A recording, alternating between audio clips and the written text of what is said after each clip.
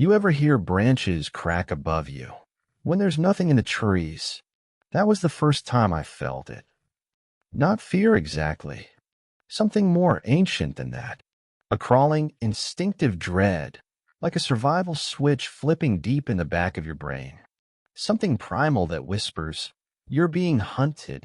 But when you look, nothing. My name's Evan, and I've been a park ranger in the Pacific Northwest for 12 years. That means I've seen it all. Black bears tearing open food lockers. Tourists getting too close to the edge. Hypothermia. Isolation. Madness. Nature doesn't care about you. That's lesson one. But there are things in these woods even nature seems to fear. It started with a missing hiker. 14-year-old boy named Tyler. Disappeared during a weekend trip with his father. The dad swore he was just a few steps ahead on the trail. Then gone. Search and rescue swept the area. Dogs, drones, grids mapped to the inch. Nothing, except one thing. The boy's shoe. A gray Nike, perfectly clean, laces tied. Sitting in the middle of the trail like it had been placed there. Not drop placed. Right next to it, drag marks? Blood? Footprints? No, just silence. And above me, branches swing, even though there wasn't a single gust of wind. That's when I heard it. Just one word, barely a breath on the breeze. Run. I remember the search briefing like it happened 5 minutes ago. Rooms smelled like damp wool and burnt coffee. 8 of us in the old ranger station huddled over topographical maps spread across the table. The incident commander was pacing, clipboard in one hand, pen tapping against his leg. Tyler Mason, 14 years old, reported missing at 1827 last night by his father, Ronald Mason. They were hiking Elk Point Trail. I looked up. Elk Point? Of course it was Elk Point. That trail had a reputation. Not an official one, obviously.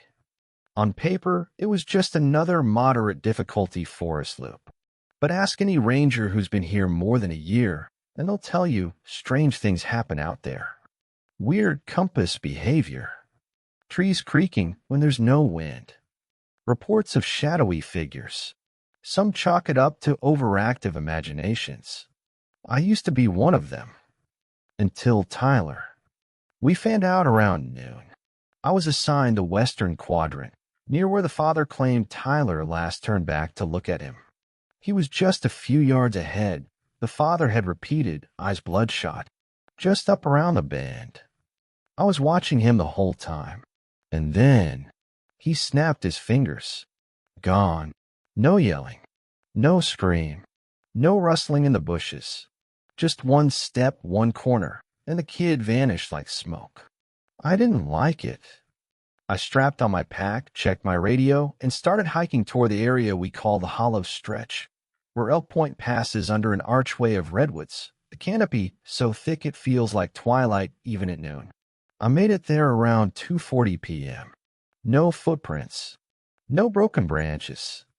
No signs of a struggle. Just the quiet. No birds. No squirrels. Not even the buzzing of flies. And that's when I saw it. The shoe. Gray Nike. Untied laces. Right in the center of the trail, perfectly placed like it had been set down on purpose. I knelt down beside it, scanning the area. Still nothing. Then I noticed it. The pattern of moss. It was slightly disturbed, maybe 2 feet behind the shoe, like something or someone had crouched there. But not stepped. Crouched. Weight evenly distributed. Predatory. I turned slowly, scanning the canopy. Nothing. But then a creak. Above me. Slow. Groaning. Like a branch straining underweight. I squinted. Movement. Shadows? I couldn't tell. The light was strange here, filtered through leaves like stained glass, shifting in weird ways. And then it hit me. I wasn't alone. You ever feel it? That crushing awareness of presence? When you just know there's something behind you, even if you don't hear it. It's not paranoia. It's your biology screaming for survival. I stood quietly, hand drifting to the flare gun at my belt. Not a weapon, but it made a hell of a noise. I raised my radio. Dispatch, this is Ranger Evan. I've got static. I turned the volume up. Still just static. A moment later, it cleared. But what came through wasn't dispatch. It was a voice. A whisper. Not over the radio. Right next to my ear. Evayan. I spun around so fast I nearly lost my footing. Nothing. Not a damn thing in sight. And now the shoe was gone. I swear on my badge, it vanished. I had my eyes off it for maybe 3 seconds. That's it. And it was gone. Not kicked. Not dragged. Gone. I backed away, heart pounding so hard I could feel it in my teeth. My training said to return to base and report anomalies. But my gut said something else. Leave? No. But I didn't. Because we're not supposed to abandon a search zone. Not unless it's life-threatening. And because I needed to know. Something about that place, it had me. Like a hook in the brain. I pressed deeper into the woods. I found the second clue about 300 yards north, near a shallow stream. It was a piece of fabric caught on a low-hanging branch. Bright blue, nylon. Same color as the jacket Tyler's dad said he was wearing. But the cut was strange. Not torn. Sliced. Clean. Precise. Like it had been cut with a blade. I bagged it and marked the GPS, then checked the time. Almost 5 p.m. The sun would start slipping fast this deep in the woods. I radioed again. This time it worked. Even to base. I found a potential trace of the missing miner. Swatch of clothing, clean cut. GPS location sent. Continuing grid. The response crackled in. Copy that, Evan. Proceed with caution. And hey, you okay? I paused. Was I? Yeah, I said. Just, the woods are real quiet out here. 10-4. Keep us posted. I continued down the ravine, and that's when I saw it. Up ahead, maybe 50 feet from the trail, was a strange formation. At first, I thought it was just a natural lean-to, fallen branches and leaves propped against a dead tree. But as I got closer, I realized it had been built. Intentionally. The branches were stripped clean of bark, bent at exact 45-degree angles. The leaves were all fresh, green, unbroken, carefully interwoven. Someone had constructed this thing. I ducked down and crawled inside. The interior was dry, smooth dirt, no bugs, and in the center, a small pile of objects, a rabbit skull, a toy action figure, a Polaroid photo of something blurry, trees, maybe a person. It was hard to tell, and in the corner, a tuft of blonde hair. I froze. Tyler had blonde hair.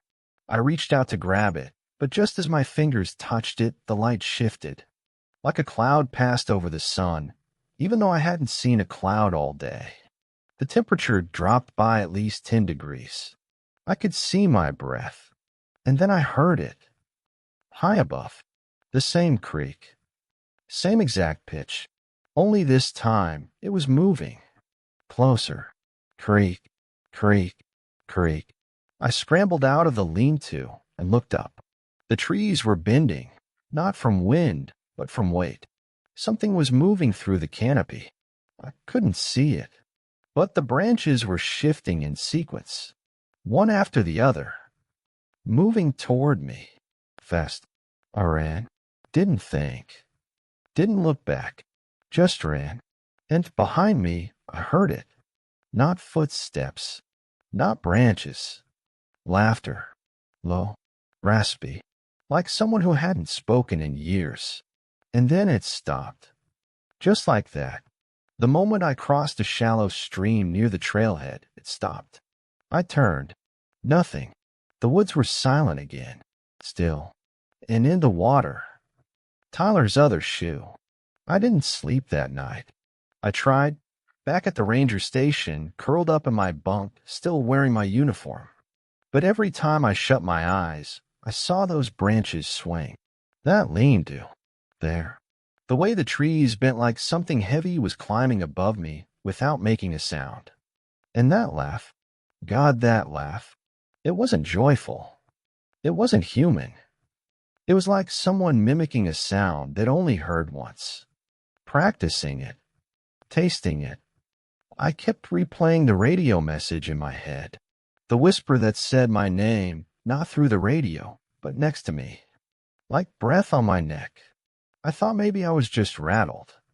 Long hours, overexposure. The forest does things to you when you're alone too long.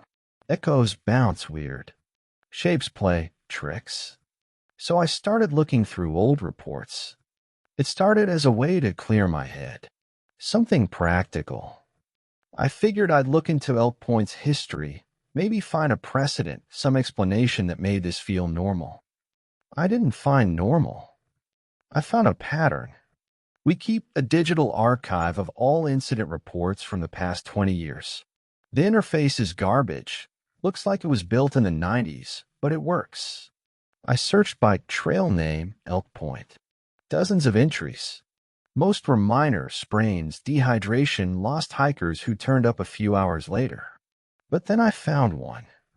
Report hashtag E2129 2003, missing hiker, Rachel Owens, age 16. Went out with her uncle. Allegedly stopped to tie her shoe. Uncle walked 10 feet ahead. Turn around. She was gone. Same story. No scream. No struggle. Just vanished. I opened the full file.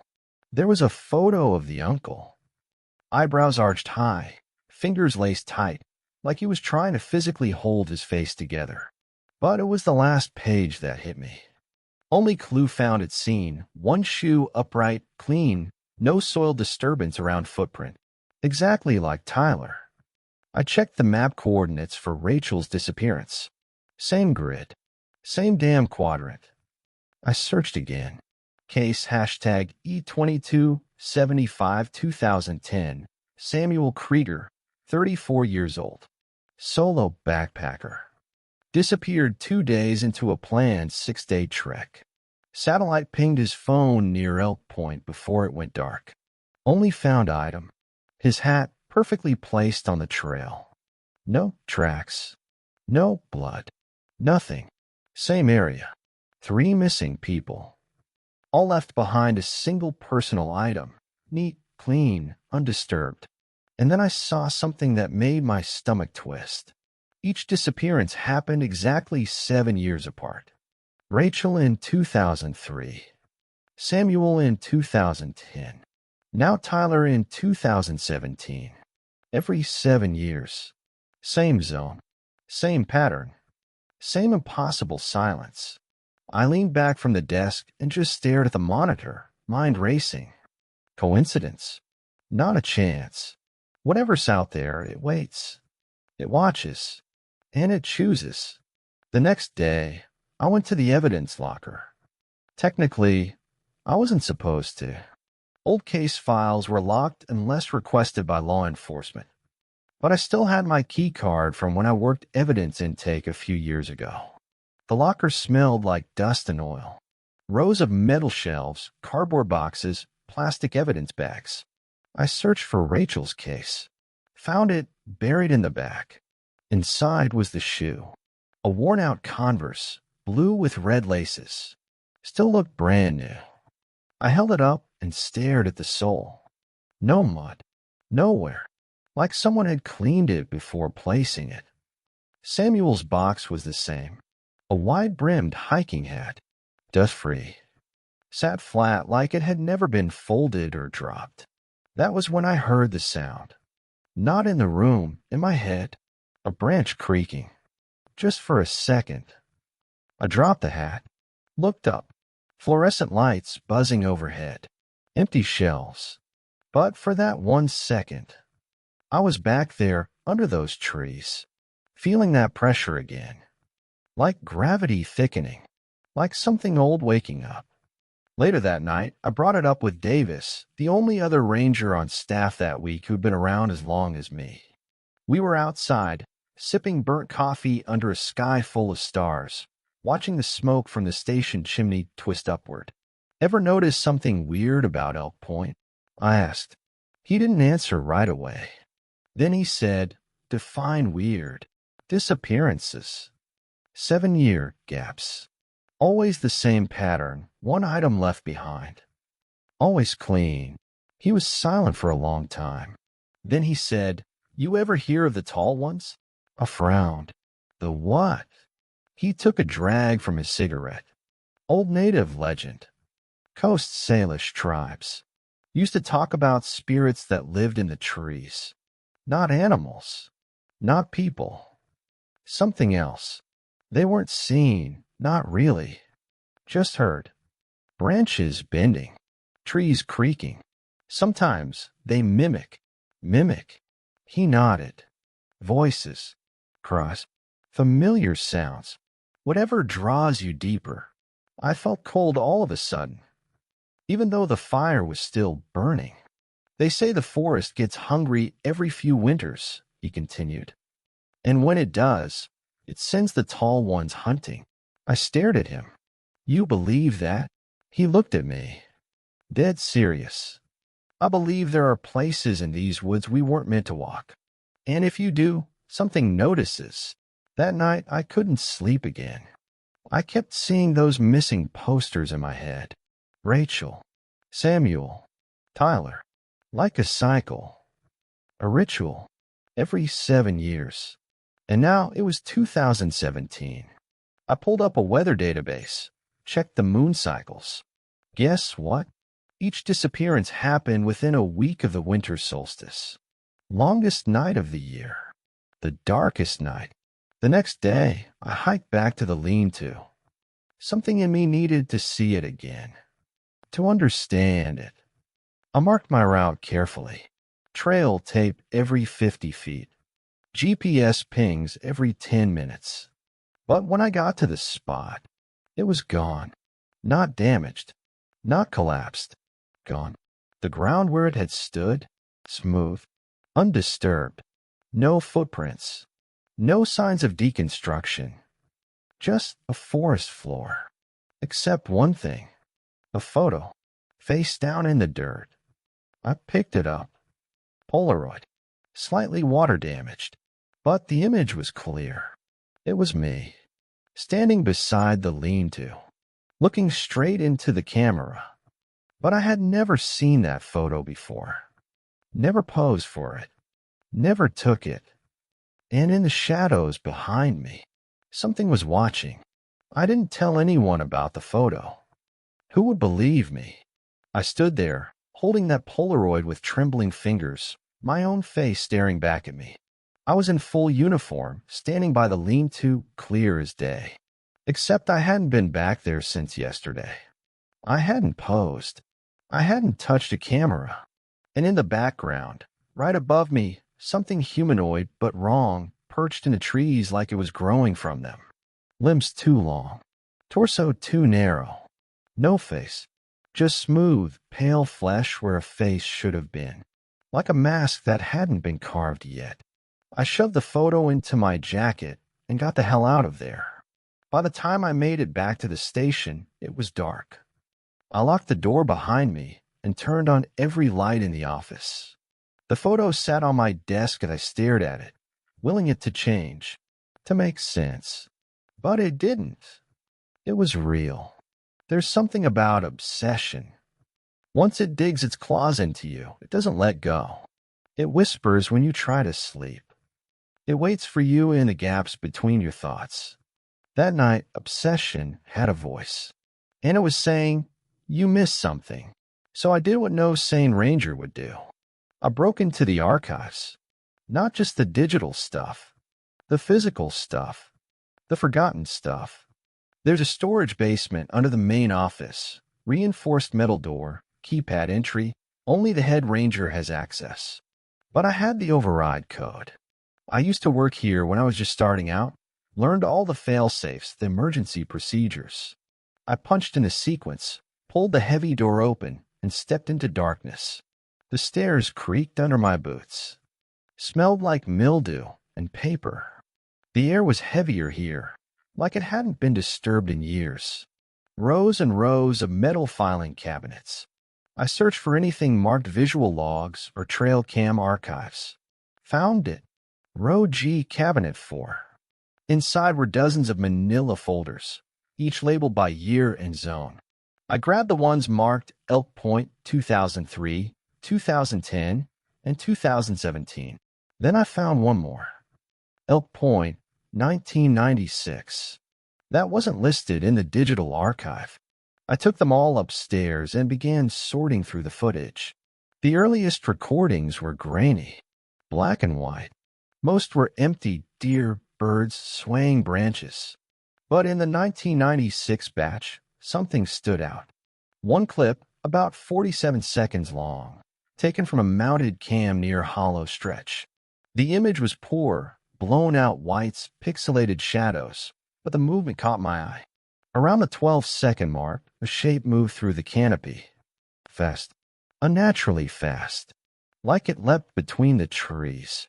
I watched it frame by frame. It was tall, maybe 7 feet, but moving in a crouch. Thin, pale. Long limbs bent backwards at the joints. Then it paused.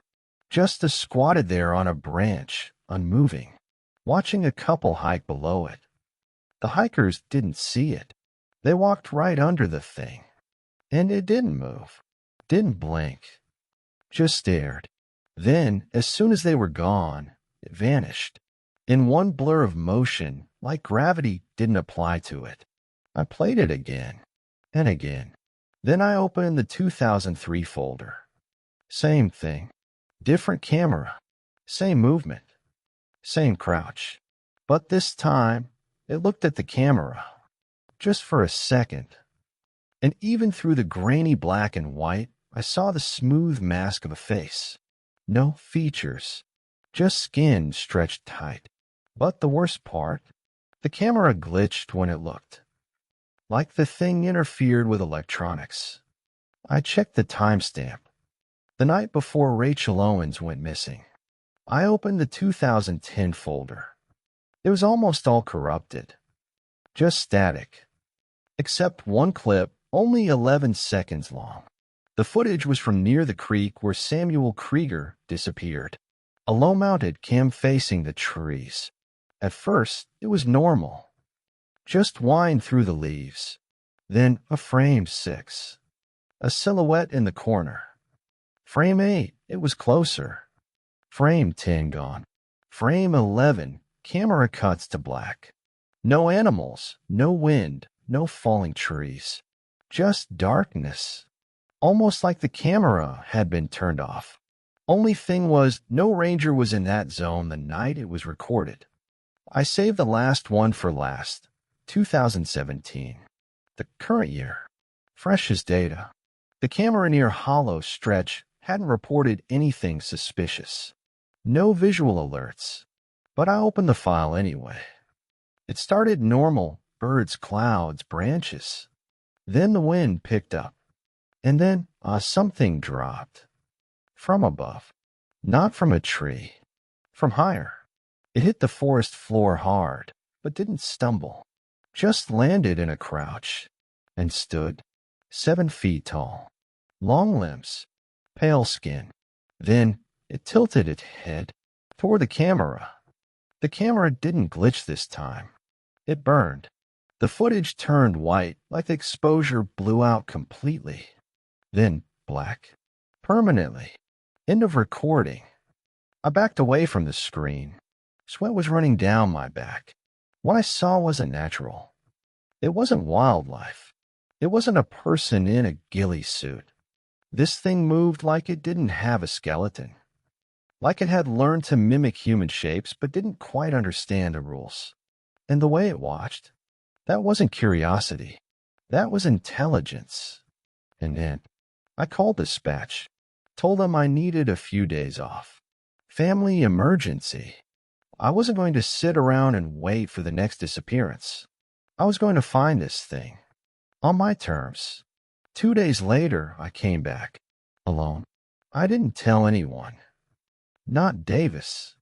Not my supervisor. Not even dispatch. I left a fake itinerary, said I was camping near Crystal Ridge for the weekend. But I packed differently. Infrared trail cams, 200 feet of climbing rope, carabiners, headlamp, and a GoPro mounted to my chest. 2 knives, 1 flare gun, and a flashlight that could fry a deer at 40 yards. I wasn't going to hide. I was going to climb. It started like any other hike. Early morning. Clear sky. The kind of blue that makes you think the world is calm and ordinary. But the deeper I walked, the heavier the woods felt. Like the pressure in the air changed. Like I was walking underwater. I passed the place where I'd found the lean-to. Still gone. But in the trees around it. More signs. Stripped bark. Scratched trunks. And up above, broken branches. Not like storm damage. No. Systematic. Patterned. Like a ladder. I followed the signs deeper into the zone. I knew where I was going, the dead center of the Elk Point anomaly grid. A place the maps called Point 46. Nothing grew there. No underbrush. No moss. No fungi. Just dry soil and skeletal trees that reached up like broken ribs. That's where I set up. 3 trail cams. 1 facing west, 1 east, and 1 pointing straight up. Then I tied the first rope. I wasn't an expert climber, but I'd trained enough to know how to stay safe. I chose the biggest redwood in the cluster, almost 9 feet across at the base. Anchored my harness. Attached my gear. Then I started climbing. 10 feet. 20. 40. Below me, the forest floor shrank. The wind picked up, cool and sharp. 70 feet. My muscles burned. Every creak of the rope sent jolts of fear through my spine. But I kept going. Until I found it. Platform. Hidden in the upper canopy, built from interwoven branches, leaves, and rope-like vines. Not man-made, but deliberate. I swung onto it. The wood flexed beneath my weight, but held. And then I saw what was there. Bones. Dozens of them. Some small animals. Squirrels. Birds. But some larger. Human. A femur. A jawbone. A child's shoe. God. There were toys. Half a Rubik's Cube. Broken Walkman. A cracked phone still stuck at 2% battery. All arranged neatly. Like offerings. And in the center of it all a pile of moss and fur. Still warm. Breathing. Something was sleeping there. I should have left. I should have rappelled down and run until I hit pavement. But I didn't.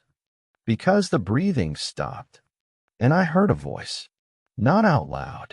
Inside me. Not words. Just hunger. I raised my flashlight. Slowly. And there it was. Pressed against the far end of the platform. Not standing. Not moving. Just watching. It had no eyes. But I knew it was watching. It unfolded. Like a spider stretching after sleep. 7 feet tall, if not more. Lank. Emaciated. Its arms hung too low. Fingers dragging behind. And its skin, not white but pale green. Like mold grown on meat. Veins pulsing. Skin twitching like it remembered being human but forgot how to wear it. Then it moved. Not toward me. Just to the side. Circling. Testing me. The platform creaked under its weight, but only barely. It was impossibly light for its size. And then it spoke. In my voice. Tyler. I blinked. Tyler, it said again. Help me. Exactly like the audio recordings from the dad's call. Then a different voice. Dad? Where are you? Tyler's voice. But the creature's mouth never moved. It played the sounds. Used them. like bait, and I realized it didn't hunt with claws or teeth.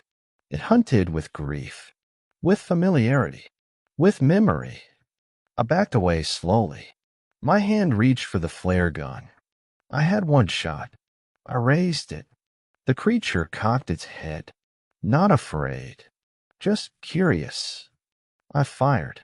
The flare exploded with a shriek of fire and light. The creature screeched, a terrible, high-pitched sound like tearing metal, and vanished into the canopy above. I dropped. Literally. I grabbed the rope and slid, burning my palms, legs swinging wildly, branches tearing at my jacket. 30 feet down, I slipped, fell. When I hit the ground, everything went black. I woke up hours later. Broken leg, dislocated shoulder, blood in my mouth. But I was alive. My GoPro was shattered, trail cam gone, except one thing was left. Right beside me, a photo, another Polaroid. This one showed me falling. Midair, arms out, mouth open in a silent scream. And in the top left corner, the creature, reaching down, like it had pushed me. I crawled 3 miles back to the road, collapsed at the ranger station, slept for 18 hours. When I woke up, the Polaroid was gone, and no one believed a word of what I said. They gave me 3 weeks of medical leave, said I was lucky to be alive, said it was a climbing accident. They didn't ask about the bruises around my neck, or the fact that my rope had been cut clean, as if with a blade. They chalked it up to panic. Hypoxia, fatigue. The forest plays tricks on the mind, they told me. No one listened.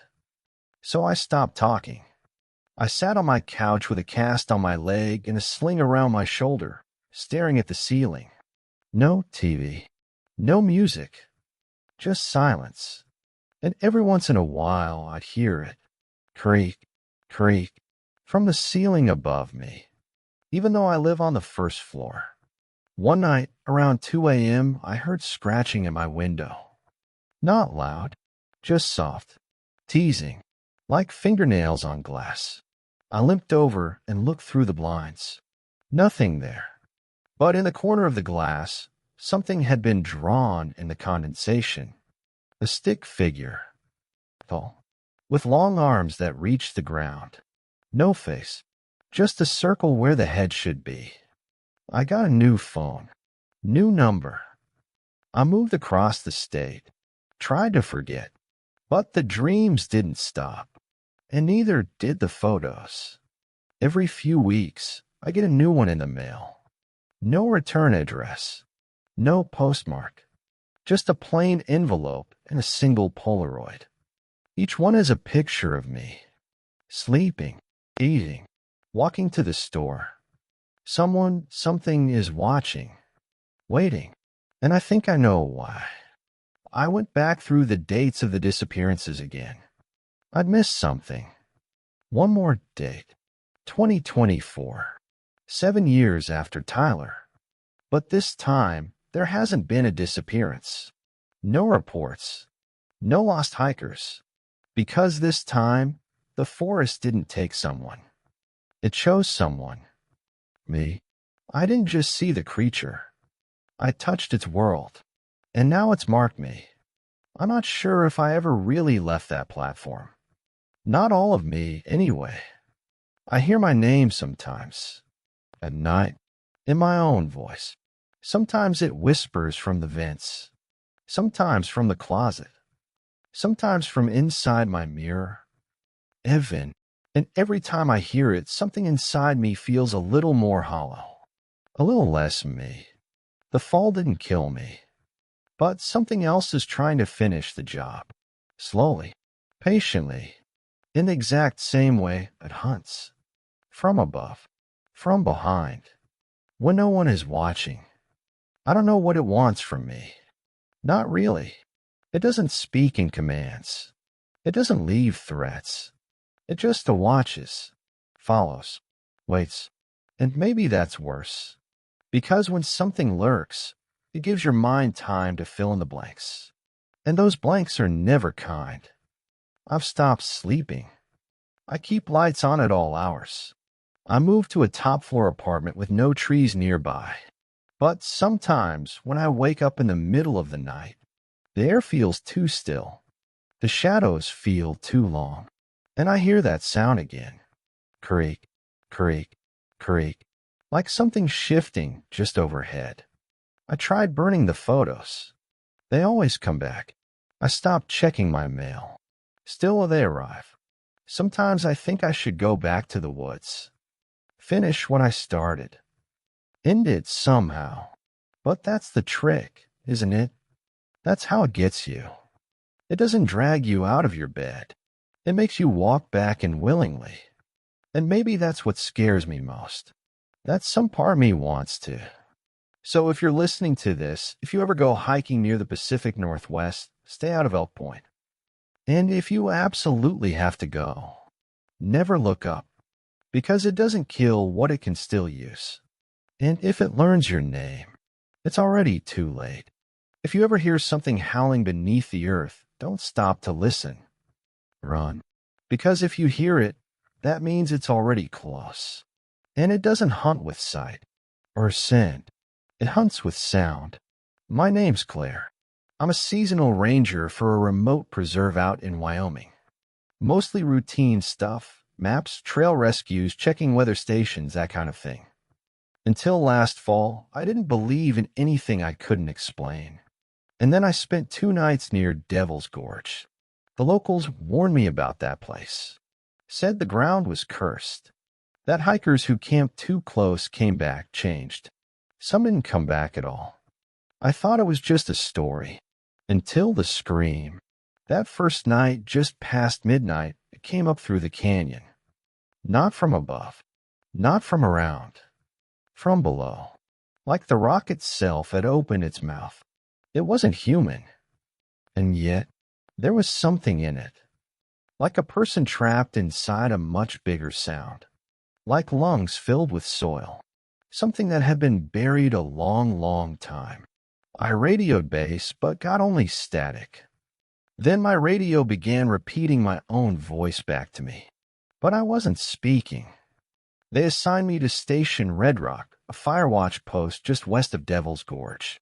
It's a skeleton trail most people don't even know exists. Not on the official maps, but you can find the old ones if you look hard enough. There's a reason it was scrubbed. Accidents, fatal drops, flash floods, that kind of thing. Or at least, that's the official story. The truth is, even the animals avoid it. The trees thin out. The wind doesn't blow quite right. And the air smells like copper or something dead left too long in water. The first day was uneventful. I did my rounds, set up the weather drone, logged temperatures and wind vectors, just like protocol.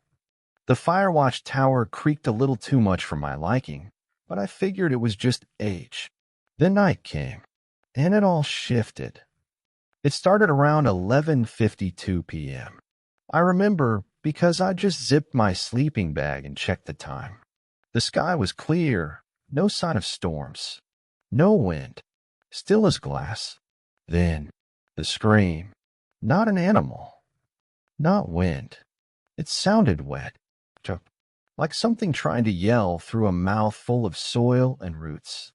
And it was close, except it wasn't coming from around the tower. It was underneath it. I leapt up and grabbed my flashlight, shined it through the floor slats. Nothing, but the sound kept rising, climbing, like it was dragging itself upward from somewhere deep beneath the earth.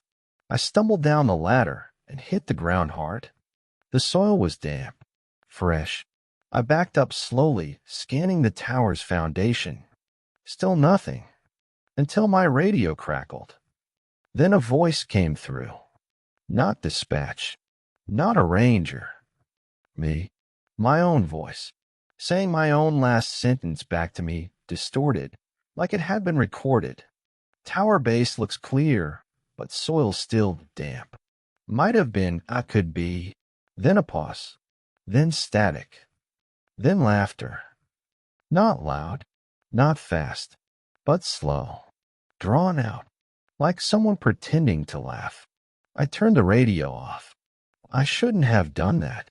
Because the moment I did, it started again. The scream. Only this time it came from the trees. No above them. Like the wind had caught fire and turned into a voice. I backed toward the tower, heart hammering, when I saw the shape. At the edge of the tree line. Just standing there. Tall. Thin. Unmoving. It didn't blink. Didn't move. Didn't breathe. Just stood there.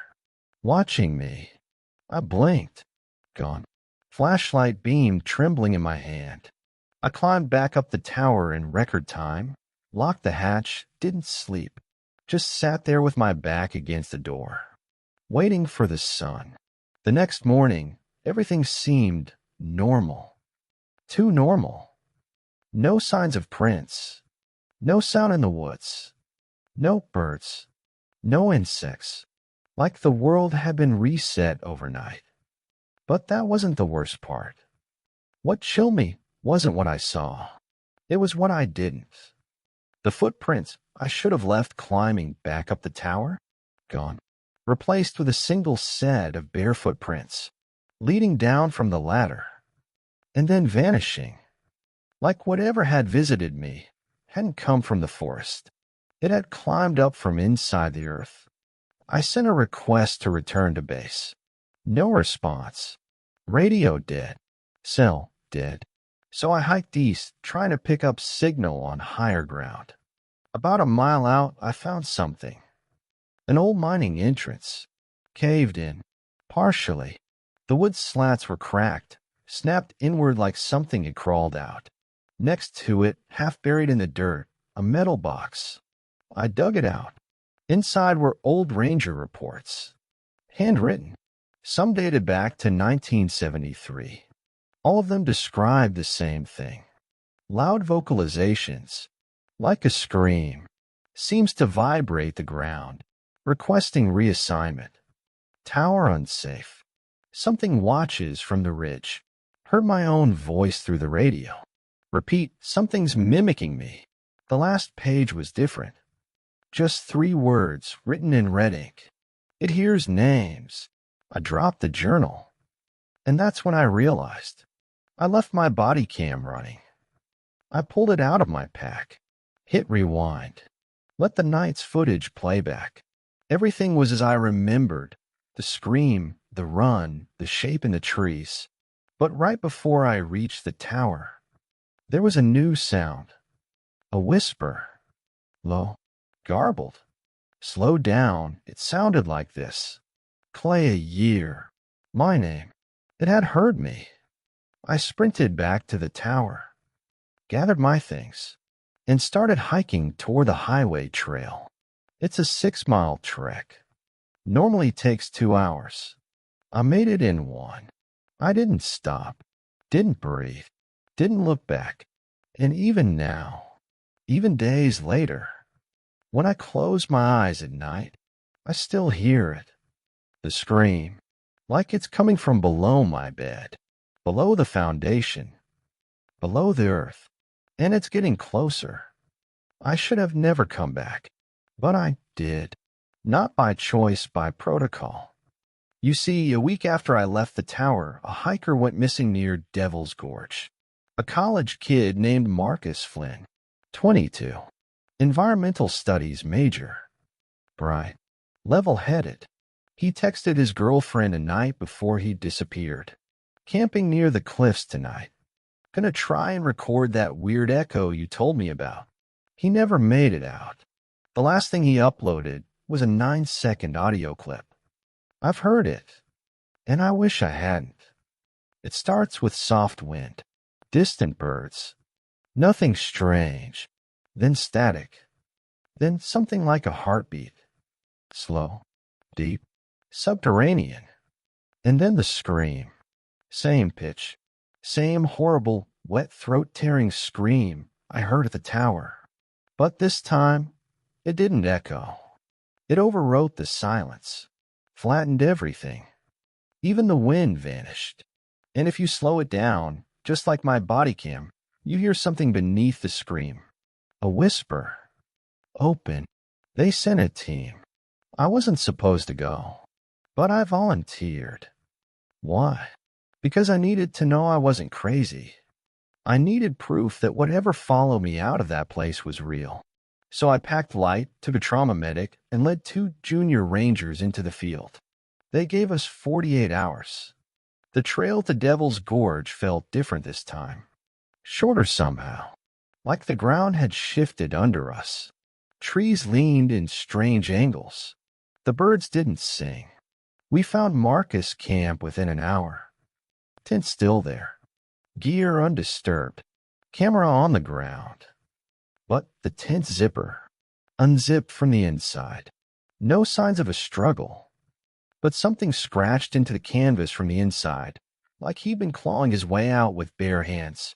4 deep grooves, running from top to bottom. They didn't look desperate. They looked neat, almost surgical. We spent the night on the ridge, just above the gorge. No fire, no sound, just darkness. At 2:17 a.m., one of the junior rangers, Thompson, started sleep-talking. Except he was sitting up, eyes wide open, and the voice coming from his mouth wasn't his. It was female, whispering things in a language none of us recognized. He started rocking back and forth, faster and faster. Then suddenly shouted my name, Claire. We held him down, took him to the edge of camp. He passed out cold. When he woke, he didn't remember any of it. But the marks on his arms told a different story. 6 perfect rings, like fingerprints, burned into his skin, from something with hands too long to be human. We hiked back toward the caved-in mine entrance I found last time. It was fully unburied now. The wood beams had been removed. Not broken, stacked neatly beside the tunnel. Something had opened it. From the inside. Inside the mine, the air was thick, damp, like breathing through moss. We found scratches on the walls, long and deep. But what chilled me more were the symbols. Dozens of them, carved by hand. A spiral of stick figures, all walking downward. The further we went, the more the walls seemed to pulse. Not like vibration, like breathing. I swear the rock was alive. Or maybe we were just losing it. And then the voices started. Faint, echoing through the mine shafts. But each of us heard something different. One ranger heard his dead sister's voice. The medic heard her newborn crying. And I heard my mother's voice, whispering the name only she used for me. Baby Bird. That name hasn't been spoken aloud since she died 10 years ago. I fell to my knees, and from the walls, I swear, something laughed. We left, fast, didn't speak a word. By the time we emerged, the sun was high, but it didn't feel warm. The sky looked wrong, pale, like bleached bone, and our shadows didn't match our bodies. Too long, too thin, and when we moved, they moved just a fraction too slow, like they were being dragged. Or resisting. That night, back at base, I found something waiting on my bunk. Marcus' notebook. I don't know how it got there. Inside, his last entry. I thought it was in the mine. But the mine is just its mouth. The whole gorge is its throat. And once you hear it, it knows your frequency. He'd drawn the gorge as a spiral, like an ear canal. At the center, a black dot, labeled. The listener, that's when it all clicked. It didn't just mimic sound. It devours it, consumes identity through echo. Your voice, your thoughts, your name. It learns you from the inside out. And once it has your signal, you're never truly alone again. I tried to warn the others, but it was too late. That night, the medic disappeared from her bunk. Door still locked. Boots still by the bed. Only thing missing, her voice recorder. the one she always kept at her side. We found it near the edge of Devil's Gorge, still running. The last recording, just breathing, but not hers. Deep, rhythmic, and just before the tape cuts out, "Hello, baby bird. You don't dig too deep around Devil's Gorge. Not in the ground. Not in the archives. Because eventually, you find something that remembers being buried." But I couldn't stop. After the second night, I took Marcus' notebook to the historical archives in Sheridan. Most of the mining records were sealed, but a few paper files survived in storage, mislabeled under Devil's Lake Logging, 1874 to 1880. Except this wasn't a logging company. Not even close. The founder was a man named Ezekiel Crane, a geologist turned prospector, obsessed with the unique resonance patterns of Devil's Gorge. His notes were meticulous, frantic. The stone sings. It hums under pressure. Not wind, not water. Something deeper. Intelligent vibrational feedback. No logical source. One diagram showed concentric rings echoing from a central cavity, labeled simply, "The Mouth." Below it, one chilling line. We did not dig into the gorge. We opened a wound. Something remembers. In 1876, the entire colony vanished. 18 men, 12 women, 6 children. Gone. No bodies. No signs of struggle. Just campfires still burning and tents still zipped. But every journal entry ended the same way. A repeated phrase. "It's learning our names." I brought the files back to the ranger station. Made copies. Highlighted everything linked to auditory phenomena. Found references to a whaling pit used by the miners for disposal. And then I found a map. Rough sketch. Faded ink. But still legible. It led to a side tunnel, disconnected from the main shaft we'd explored. Not on any modern survey. I knew what I had to do. I didn't tell the others. They wouldn't have let me go. I waited until 2 a.m. when the camp was silent. Slipped on my boots. Took nothing but a flashlight, extra batteries, my body cam, and a micro recorder. And the map. The entrance was exactly where the diagram showed. Hidden behind a collapsed pine tree, just east of the gorge's lip. It wasn't a tunnel. It was a shaft. A spiral staircase carved directly into the rock. Not blasted. Not drilled. As if by something with long fingers and too much time. The moment I stepped inside, the air changed. Colder. Denser. Like diving into still water. And the silence. Total. No echoes. Not even my own breath. Just a steady vibration beneath my boots. Like the earth itself was breathing around me. I descended for 27 minutes straight. The deeper I went, the more the walls changed. From gray stone to something darker. Not quite rock. Not quite flesh. Something that absorbed light. When I shined my beam on it, it didn't reflect, it dampened. Like it was swallowing the photons. Like it was feeding. Then I saw the carvings. Tens of thousands. Names. Everywhere. Spiraling downward. And not just names from the past. My name was there. Blair. Carved dozens of times. Some misspelled. Some perfect. Some paired with dates that hadn't happened yet. Almost like it wasn't just remembering. It was predicting. Then I heard it again. Not the scream this time. A voice. Soft. Low. Familiar. My mother's voice. Baby bird. Come home. I gripped the recorder tight. Spoke aloud. You're not her. You're not real. Then the voice changed. Deeper. Distorted. My own voice echoed back to me. You're not real. And suddenly, the ground beneath my feet pulsed like a heartbeat, and every name on the wall started to bleed. I ran up the staircase, faster than I thought possible. but every step echoed with a second sound, half a second behind. Like someone chasing me, exactly one step slower. I burst through the surface, lungs burning. The stars above looked wrong, too bright, too close. And behind me, silence, but only for a moment. Then I heard the recorder in my hand click.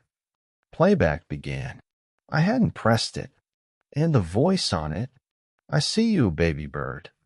I see your thoughts. I wear your name." Then laughter. Low, broken, like it was learning how. I told the team the tunnel collapsed behind me. Allah, I couldn't let them follow, because I knew now. The listener didn't just feed on people. It fed on memory. It fed on identity. It wanted more than sound. It wanted to become us. Over the next 2 days, strange things happened back at camp. The team would speak and then forget what they said, write notes and find them erased. One ranger, McCarthy, lost the sound of his own voice for 8 hours. His vocal cords were fine. He just forgot how to be himself. When he finally spoke, his first word was open, not in his voice, in mine. That night, I burned the notebook. I buried the recorder, but I knew it wasn't enough. Because once the listener knows your name, it doesn't need you to speak. It speaks through you, and it never forgets. You ever look at your own face and feel like something's off? Like the angles are just slightly wrong? That was me 2 days after I escaped the spiral shaft. I looked in the mirror and blinked. My reflection didn't blink back. It waited a second. Then it smiled. I didn't.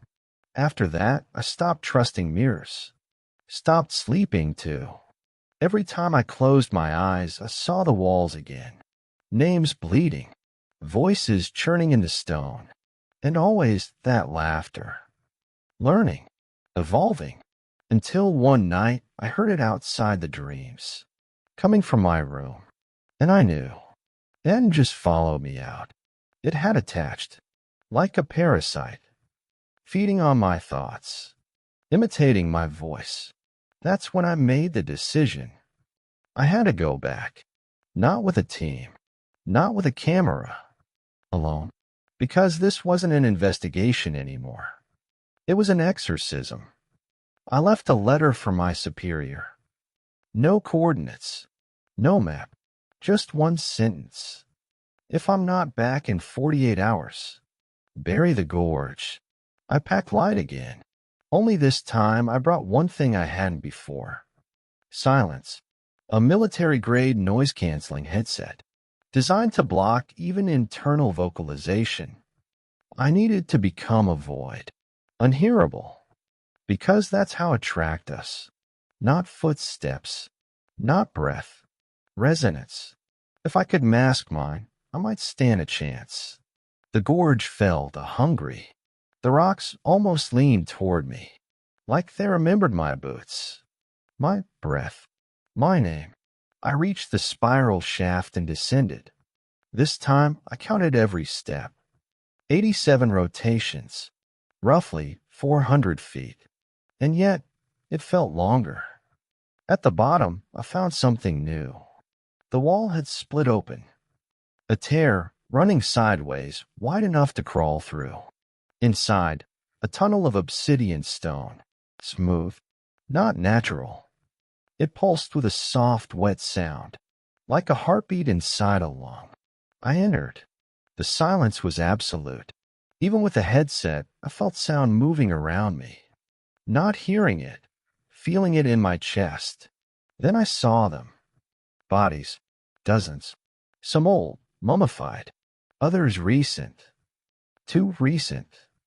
Marcus was there, his face preserved in an expression of perfect silence, like he'd been hollowed out. Noah's, no tongue, and across his chest, burned into the skin. Thank you for your voice. I moved deeper. The tunnel widened into a cavern, so massive my flashlight couldn't find the walls. Just darkness. In the center was the mouth. That's what I called it. A massive circular hole in the floor, lined with jagged teeth made of stone and metal. The source of the sound, the resonance, the invitation. It didn't roar. It hummed, a low, gentle call. And even through the headset, I heard it say my name. I took one step closer. The ground pulsed beneath my boots. And then I saw it. Not a creature. Not a beast. A structure. Organic architecture. Like someone had designed a cathedral, using the concept of a throat. It wasn't alive. It was built, but not by hands. By vibration. By memory. By voices. And then, from within the mouth, something rose. A shape, human-sized, but shifting, like it was wearing a coat of every voice it had ever eaten.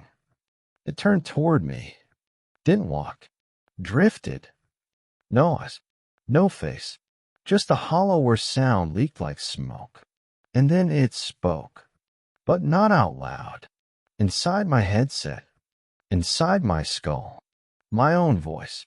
You came back. You want to forget. I will help you. I fell to my knees, screaming inside my head, trying to remember who I was. My name, my mother, my voice, anything. But it was sifting me, pulling apart my memories like threads, one by one. And then I remembered something my mom used to say. If a sound can hurt you, another sound can save you. So I did the only thing I could. I pulled out the recorder and hit play. The last clip it had saved was from the camp. That night when the medic vanished. Her singing voice. Soft, cracked, a lullaby. As soon as it played, the listeners screamed. For the first time, its form shattered like audio glass. It recoiled. The walls trembled. Names flew off the cavern walls like ash. And in that moment, I ran. I don't remember how I got out. Just flashes. The tunnel collapsing. A sound like mountains breaking. And then a daylight. Bleached. Blinding. I crawled to the ridge and passed out. When I woke, I was in a hospital. 15 miles from the gorge. A hiker found me half dead, speaking in a loop. Not my name. Not my name. Not my name. They said I was dehydrated. Hallucinating. They said there was no gorge on the maps. But I know what I saw. What I heard. What still lives down there. Not a creature. Not a monster. A memory that feeds on identity. A voice that survives by wearing yours like a coat. The gorge is closed now. Sealed by a landslide. But I still hear it in my dreams. Calling, learning, waiting. I've told this story twice. Once to my therapist. Once to a federal agent. Neither believed me. They just nodded, smiled, wrote notes when I talked about the spiral stairs and the mouth and the voices. Then asked the same question again and again. Do you think it's still inside you? And I'd always answer, no. But the truth is, I don't know. It's been 6 months. I'm back in Denver now. Different job, different life. But the silence isn't the same anymore. There's a texture to it, like there's something inside the quiet. Well, waiting. And sometimes when I'm talking, I hear a tiny echo. Not in the room, in my mouth. A split second after I speak. Like my voice is being mimicked by something just a little behind. I tried recording it once, played it back, and there it was, my voice. And then, just under it, I'm learning. I destroyed the tape, smashed the recorder, burned it all in the fireplace. Didn't matter, because it's not in the devices. It's in me, and it's still practicing. Last week, I called my mom. She didn't pick up. Then she texted me. Why'd you call me twice? I didn't. I checked my log. Only one call placed. Only problem. It was two different voicemails, both in my voice, but I only remember leaving one. In the other, I said things I don't remember, things I wouldn't say. Things like, I'm not your baby bird anymore. So what now? Do I warn people? Tell them not to go near the gorge. It's sealed anyway. A rock slide closed the only road in. But I worry that's not enough, because I left with something. And now it's multiplying. When I hear someone else speak, sometimes I hear me underneath them. Their laugh cracks in the same place as mine does. Their breath hiccups with the same stutter. They sound off, like an echo of me. And the scariest part, they don't notice, but I do. And I think the listener is done hiding underground. It doesn't need the mouth anymore. It has mine. So maybe you think it's just a story. Maybe you're telling yourself this is fiction. A well-told creepypasta. Internet campfire fodder. But ask yourself this. Why is Devil's Gorge not on any modern map? Why did an entire mining colony vanish in 1876? And why, when you sit in total silence, do you sometimes feel like you're not alone? Like something is listening. From the dark. From the corners. From inside you. That's the thing about the listener. It doesn't knock. It doesn't stalk. It waits. Quietly. Until you speak its name. Until you hear your voice in the wrong place. At the wrong time. In the wrong tone. And by the time you realize it's not your echo, it's already learning how to become you. So, next time you're alone, and you hear something that sounds like your voice, don't answer it. Don't speak. Because the more you do, the more it learns. And once it knows your name, it never forgets. You don't volunteer for Fire Tower 17. You get assigned. They call it the loneliest post in the state, maybe the country. One shack 5 miles from the nearest drivable trail, deep in the Beartooth Mountains of Montana. The kind of place where the wind sounds like it's got something to say. The kind of silence that feels observed. They say the last guy didn't come back, didn't send a final report, didn't even check out, just stopped answering the radio. I've been a park ranger for 18 years. I've tracked grizzlies, rescued drunk hikers, been snowed in for weeks with nothing but canned beans and books that didn't belong to me. I don't scare easy. But the moment they gave me this assignment, my stomach turned. Not fear. Recognition. Like I'd heard the tower before, but couldn't remember where. It took me the better part of a day to reach it. I left my truck at the last station, hiked 6 miles on foot with a loaded pack and enough gear to last a month. The tower stood like a tooth against the horizon. Old, gray, 40 feet tall, reinforced timber legs stretching into the forest like it had grown from the ground. No tire tracks. No footprints. Just the wind. I climbed the steps. The lock on the door had been snapped off, not broken. Just open. Inside it was clean. Too clean. No dust. No scent of mildew or decay. Like it had just been built or scrubbed by someone who didn't want to leave a trace. The first strange thing I noticed, the bed was still made. Not neatly, but freshly. Crumpled sheets, pillow with an indentation, half-drunk mug of coffee, still sitting on the desk. But the log stopped 3 weeks ago. Just stopped mid-sentence. Light spotted near Sector C, bright red. Pulsing Ev. That's it. Nothing after. The ink hadn't faded. It looked like it had been written yesterday. There were other things, too. A radio tuned to an empty frequency, but still humming like it was picking something up. A pair of binoculars left out on the ledge, pointed at nothing but treetops. The second chair, one that didn't match the station inventory. It sat in the corner, facing the window, as if someone had been watching the forest from inside the room. Not out of duty, but on anticipation. That night, I did what every ranger does. Checked equipment. Log weather. ate from a can, and try not to stare at that window. It was large, full panel, wrapped around two sides of the tower, giving a panoramic view of the endless green sea below. I kept seeing things out of the corner of my eye, flickers of movement, too rhythmic to be wildlife. But every time I turned to look, nothing, just trees, too many trees. Around 2:17 a.m., I heard the first sound, a soft thump from below the tower. Then a second, slow, deliberate. I grabbed my flashlight and stepped onto the balcony. Nothing, no animals, no wind, just click. The radio behind me turned on, but not all the way. It didn't broadcast static.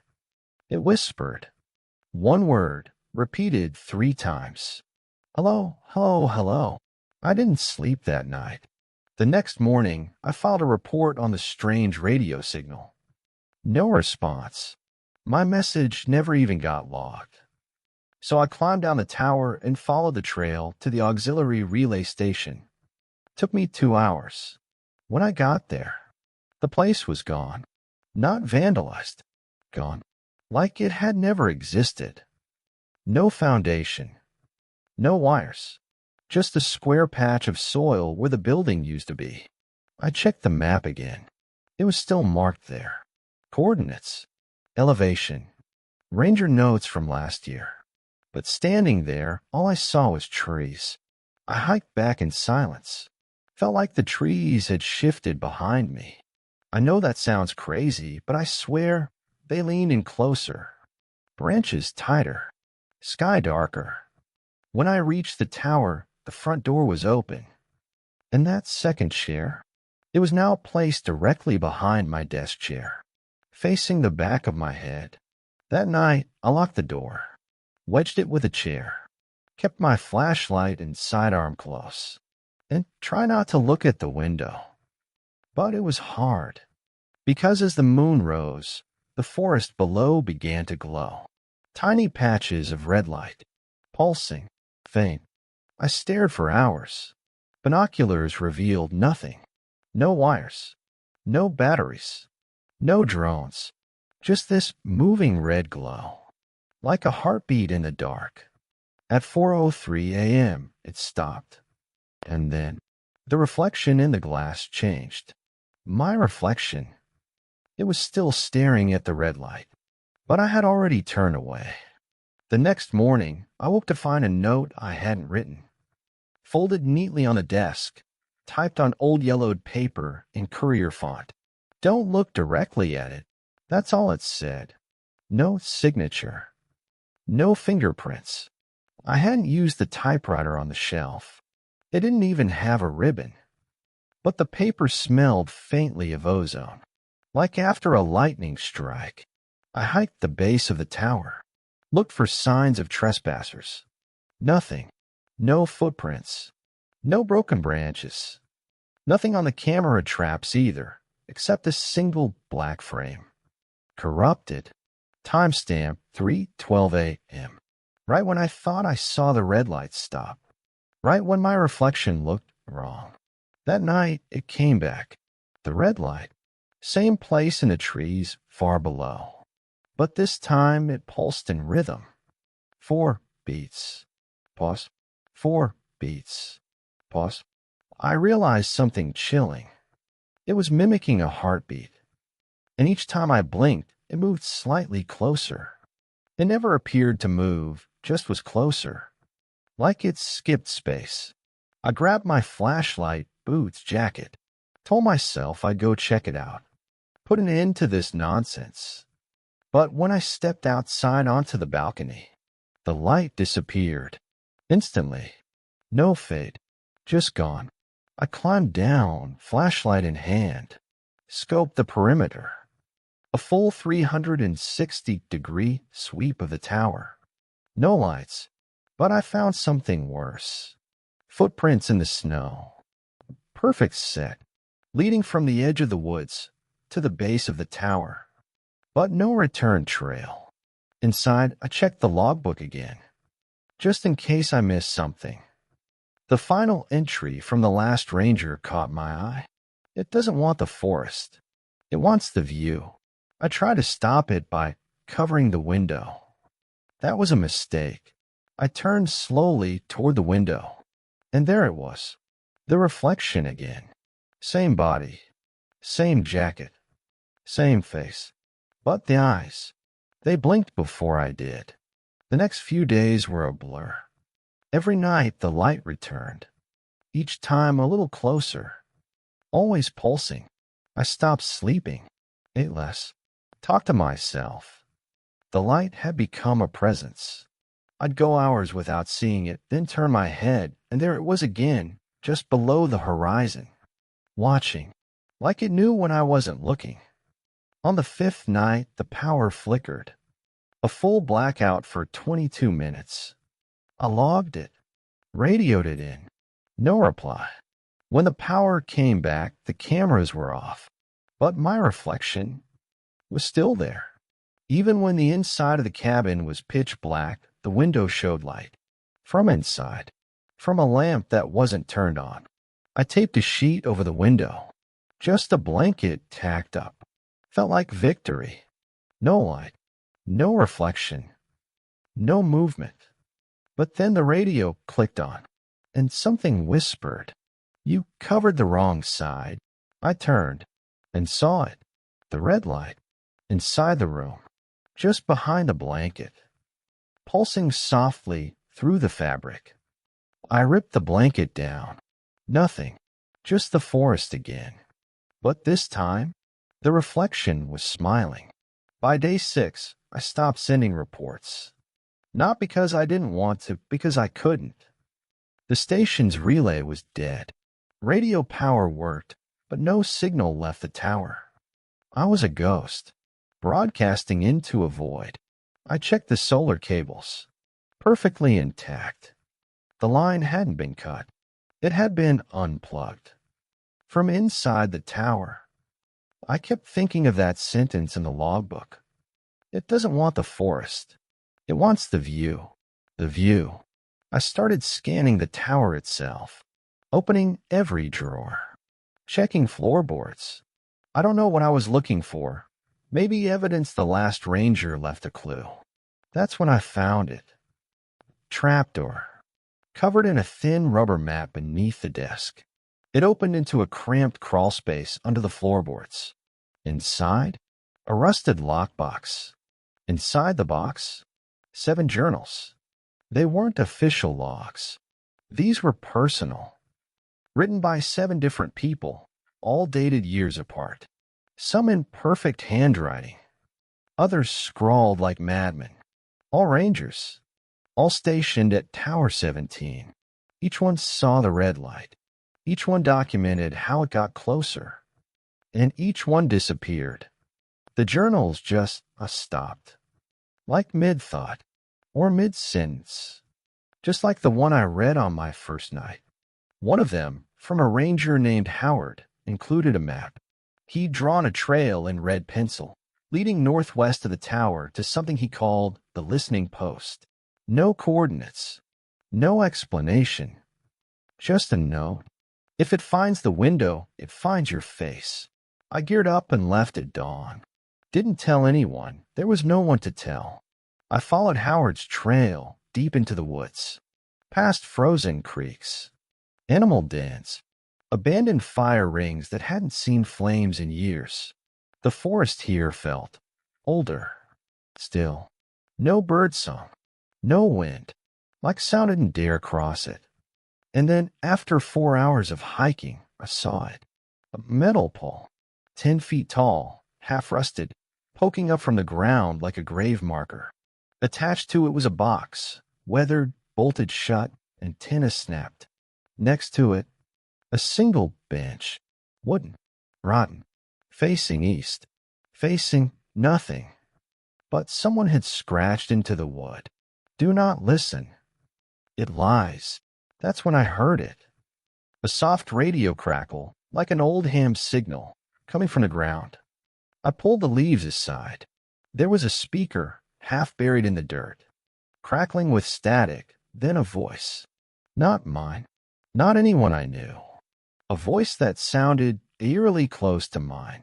Tower 17, this is Elias Thorne. Requesting status report. Over. My blood ran cold. That was my name. My tone. But I never said it. Not once. I grabbed my pack and bolted. Back in the tower, I checked my emergency login system, the one used to track who entered the mountain range. There were 6 names registered as active rangers in the past decade for Tower 17. But the park's main database only showed 3. 3 names. 3 exit logs. The others? Nothing. No departure. No bodies. Just gone. I spent the next day combing old satellite photos, backups kept on a hard drive in the cabinet. The kind of archive rangers forget exists. Images taken every few weeks from an overhead drone. Zoomed in on Tower 17 over time. Nothing changed until I reached one photo, dated 5 years ago. A night shot. Clear view of the tower, lit from the inside. But the window showed 2 figures. Only one was listed as assigned. Each photo after that, the figures multiplied. 2, then 3, then 5. Always just reflections. Until one image showed something else. A red glow in the center of the cabin. As if the light was inside the tower, looking out. I taped every inch of the window shut. Used black plastic bags, duct tape, books. Anything I could find. No reflection. No view. I sat in darkness for hours. And for a moment, I thought maybe I'd won. But then the light came back.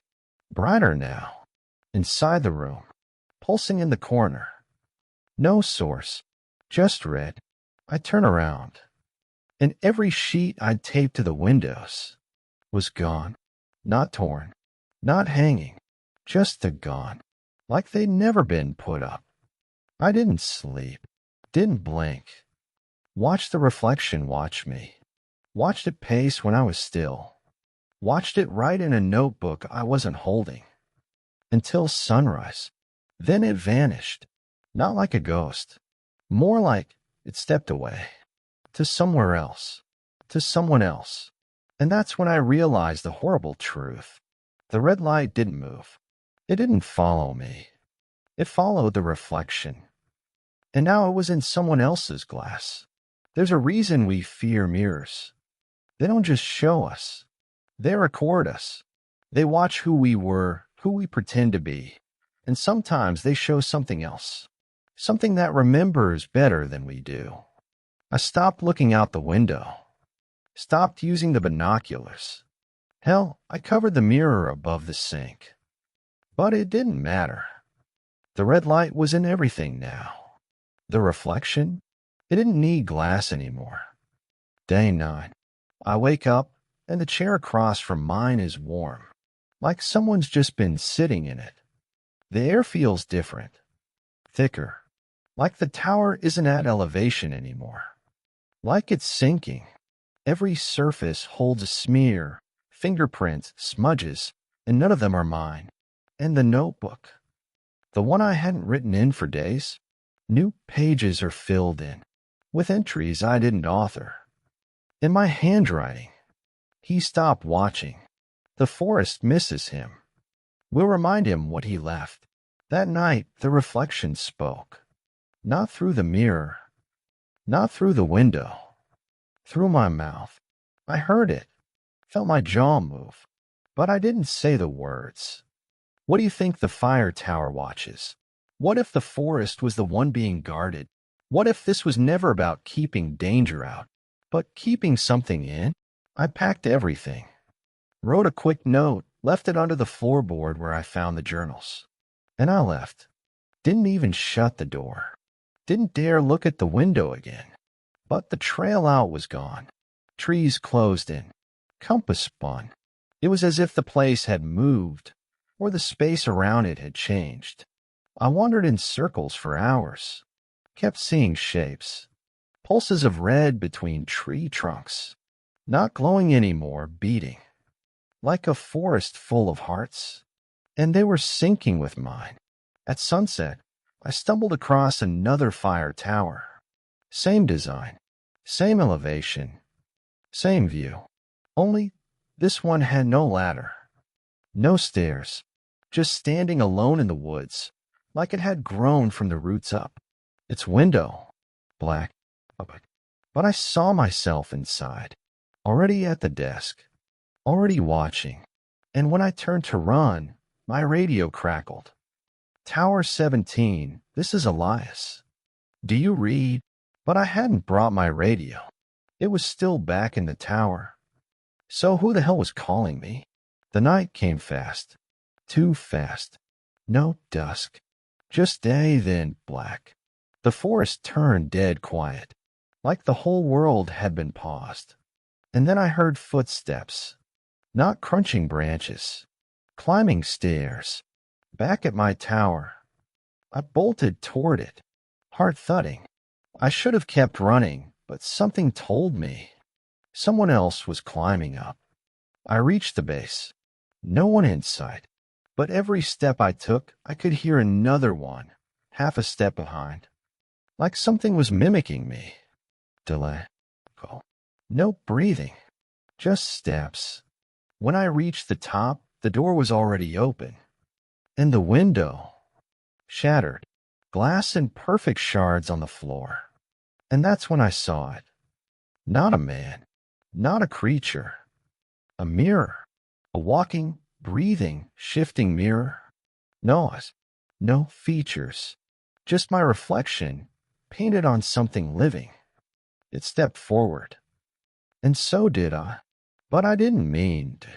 My legs moved on their own, as if I was being pulled toward it, or drawn into it. It raised a hand. I raised mine. It blinked. I blinked.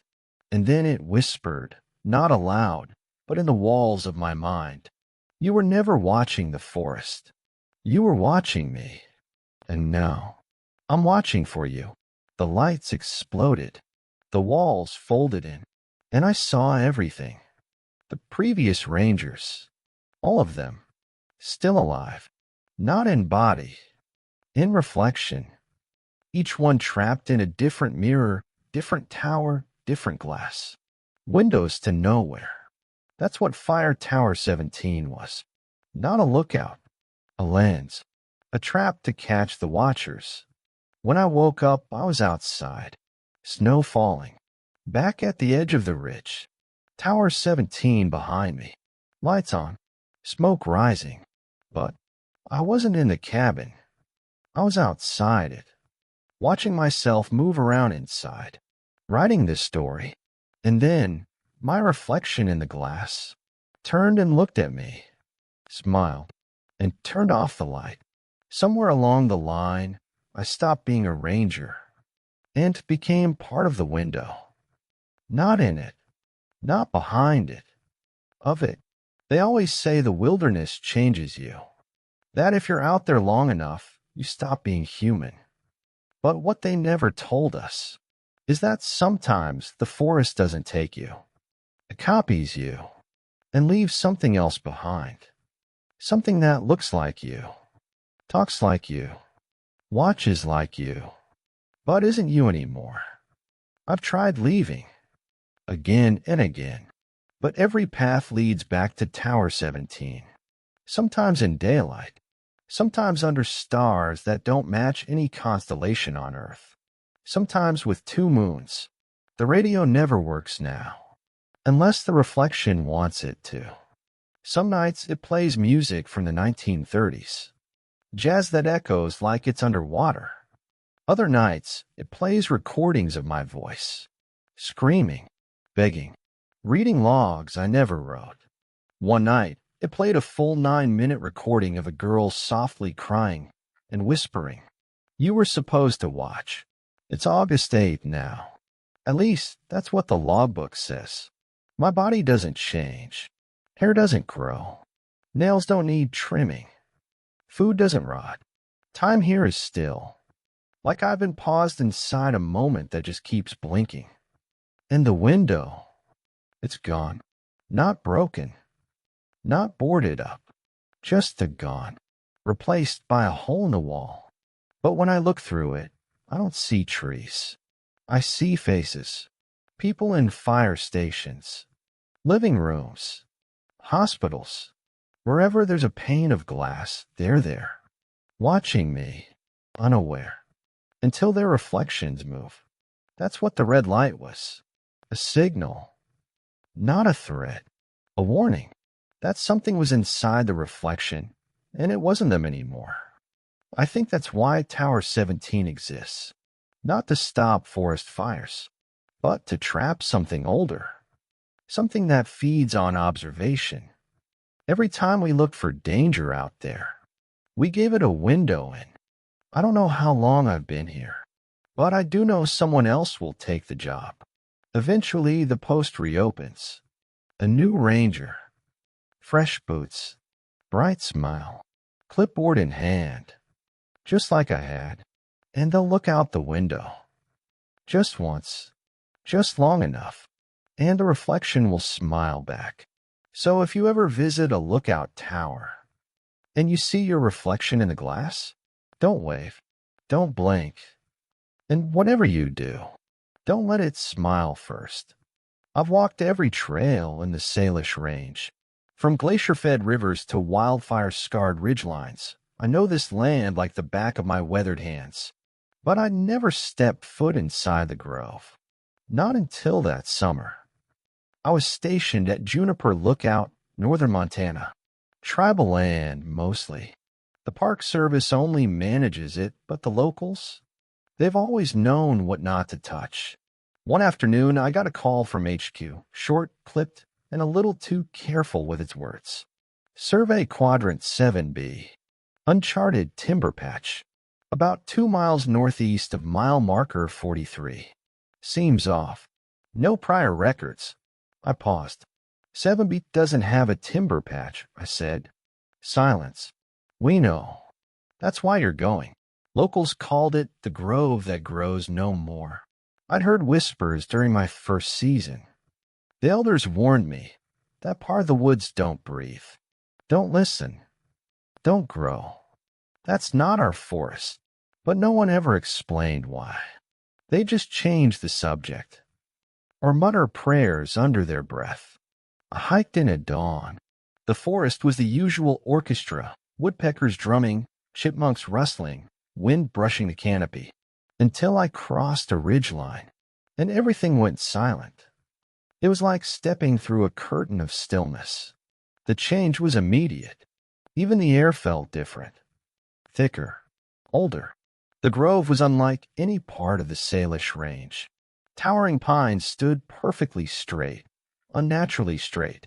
Their trunks were dark, bark smooth like polished stone. No underbrush. No fallen needles. No animals. No insects. Just the nothing. Like time had stopped. Like this place was preserved. I checked my GPS. Signal lost. Compass spun like I was standing on iron, or... Still, I marked the perimeter manually. The grove formed a perfect circle, about 800 feet across. Dead center stood the oldest tree I'd ever seen. It stretched toward the sky like a blackened pillar, thicker than a water tower, bark covered in deep horizontal ridges like ribs. A marker had been driven into the soil near its base, a metal spike with faded etchings I didn't recognize. Definitely not U.S. Forestry issued. I knelt by the tree to inspect the soil. It crumbled dry, but beneath it, just inches down, the dirt turned wet and black. Not rot, not mud, more like blood that never dried. I stood up fast. Every instinct screamed, don't touch the roots. I didn't. Not yet. Instead, I set up a game cam. Motion triggered. Infrared. I figured I'd spend one night near the edge of the grove, log my readings, and leave. But that night, nothing moved. Not the trees. Not the wind. Not even the stars. You ever listen to silence so complete it starts to sound loud? Like the earth is holding its breath. That's how it felt. Every second, I expected something to crack or call or move. But it never did. until around 3:13 a.m. That's when I heard roots. Not steps, not wind. Roots shifting beneath the soil. The sound wasn't coming from one direction. It came from everywhere. All at once, I grabbed my flashlight and scanned the tree line. The grove was exactly the same, except now the trees looked closer, like the line had moved in, like the forest was watching back. At dawn, I reviewed the camera footage. 12 hours of stillness, until exactly 3:13 a.m. Then one frame, just one, showed a shape between the trees. Thin, pale, human height, no features, like a mannequin caught mid-step. And then it was gone. I radioed HQ. No signal. Even tried my emergency sat beacon. Dead. Just like the trees. Just like there. I decided to hike out. But something fell off. The trail I'd made coming in, gone. Not overgrown. Not hidden. Just erased. No boot prints. No broken branches. No marker tape. I spun around to try retracing steps and realized the trees had formed a wall, closing in. I sat down, heartbeat hammering. This wasn't just old forest. It was ancient, older than the tribes, older than this continent. And it wasn't alive in the way a forest should be. It was alive in the way a mouth is. And I had just stepped onto its tongue. That's when I noticed the carvings. On every tree. Some deep, some faint, some impossibly fresh. All faces. Twisted, screaming, ageless. But one face I recognized. My father's. He died when I was 15. A forest ranger. Same district. Same badge I wear now. They told me he died in a storm. Swept away in a mudslide. But he'd always whispered stories to me before bed. Stories about a grove that didn't grow. I touched the bark gently. And in that moment, I heard his voice. You were never supposed to come here, son. The grove remembers. It needs. I fell back, gasping. My father's face faded from the bark like breath on glass. The trees creaked, not from wind, but from laughter. Mocking, ancient, and hungry. I didn't sleep. Not a minute. Even outside the grove, I felt its breath on my neck, like the trees were leaning in, listening. Just past 4 a.m., the soil shifted again. Only this time, I wasn't imagining it. The tree roots moved, slowly, almost respectfully, parting the forest floor in concentric rings, as if something was adjusting beneath the surface, like the whole grove was stretching. And I swear, for a moment, the center tree exhaled. A gust of wind that came from nowhere, but pushed from within the bark like lungs under pressure. I packed up fast. No trail out. No comms. The only choice was deeper in. Find the center. Figure out what the hell I was standing on. By noon, I passed the tree with my father's carved face again. Only now, his eyes were open. New lines had formed overnight. Lashes, pupils, even the outline of his ranger's cap, like the tree had finished drawing him. And behind him, a new carving was taking shape. The jaw first, then the cheekbones, then the nose. And I knew what was coming. My face, being etched slowly, patiently. I walked faster. Branches no longer snapped underfoot. They curled away from my boots like they were watching too. Around 2 p.m., I found a clearing. Perfectly round. Again. The exact size of the grove's edge. It was like I was standing in the pupil of some massive eye, and the trees were its iris. And in the center of that eye, a hole. Not a well. Not a sink. A mouth of stone, capped with a heavy circular disc, 6 feet wide, buried under moss and root. The sky flickered. The birdsong gone. And in its place came a sound I'll never forget. Scraping. From beneath the stone. long, deliberate, almost curious, like a hand feeling its way up. I stumbled back, heart punching my ribs, my eyes locked onto the ground. And for the first time, I noticed it. Footprints, dozens of them, going in a spiral toward the stone, then stopping, mid-stride, as if the people walking had simply vanished. Some prints were fresh, others fossilized into the rock. Different sizes, different gaits, children, adults, animals, but all ended the same way. Gone. Night came without a sunset. One blink, and it was dark. Even with my headlamp, I could only see 5 feet ahead. Fog settled in low, hugging the floor like a crouching animal. Then, out of nowhere, the singing started. Not music, more like a low hum. Dozens of voices, mourning, chanting, calling something that shouldn't have a name. And among them, I heard my mother's voice. Nikani's, listen close. The roots are not just wood. They are memory. This land remembers. It was fed once. It has awoken because it hungry again. I ran, didn't care where. Every direction led to the same place, back to the stone. It was waiting for me. The moss gone, the sigils glowing red, and the surface was warm, like skin. I dropped to my knees, tried to radio again, and this time something answered. But not HQ, not another ranger. Me. This is Ranger Elon Kos. I'm in the grove. Please, if you're hearing this, don't follow the roots. They lie. The trees lie.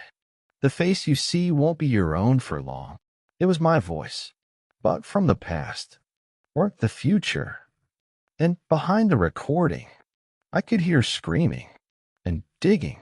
At dawn, I found another carving. Not in a tree this time. In the dirt, a spiral of bones, laid out like a nautilus shell. Every few feet, a skull, grinning up at me through moss and ash, all of them with their mouths open, like they died in mid-song.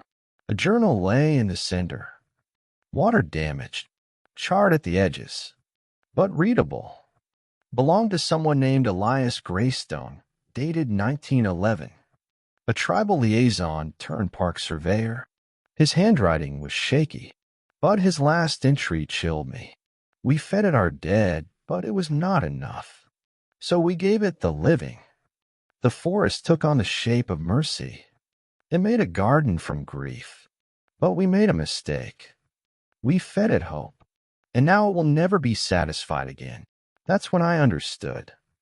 The grove doesn't grow because it doesn't need to. It is complete, perfect, because it was designed to trap, not to thrive, to remember, not to live.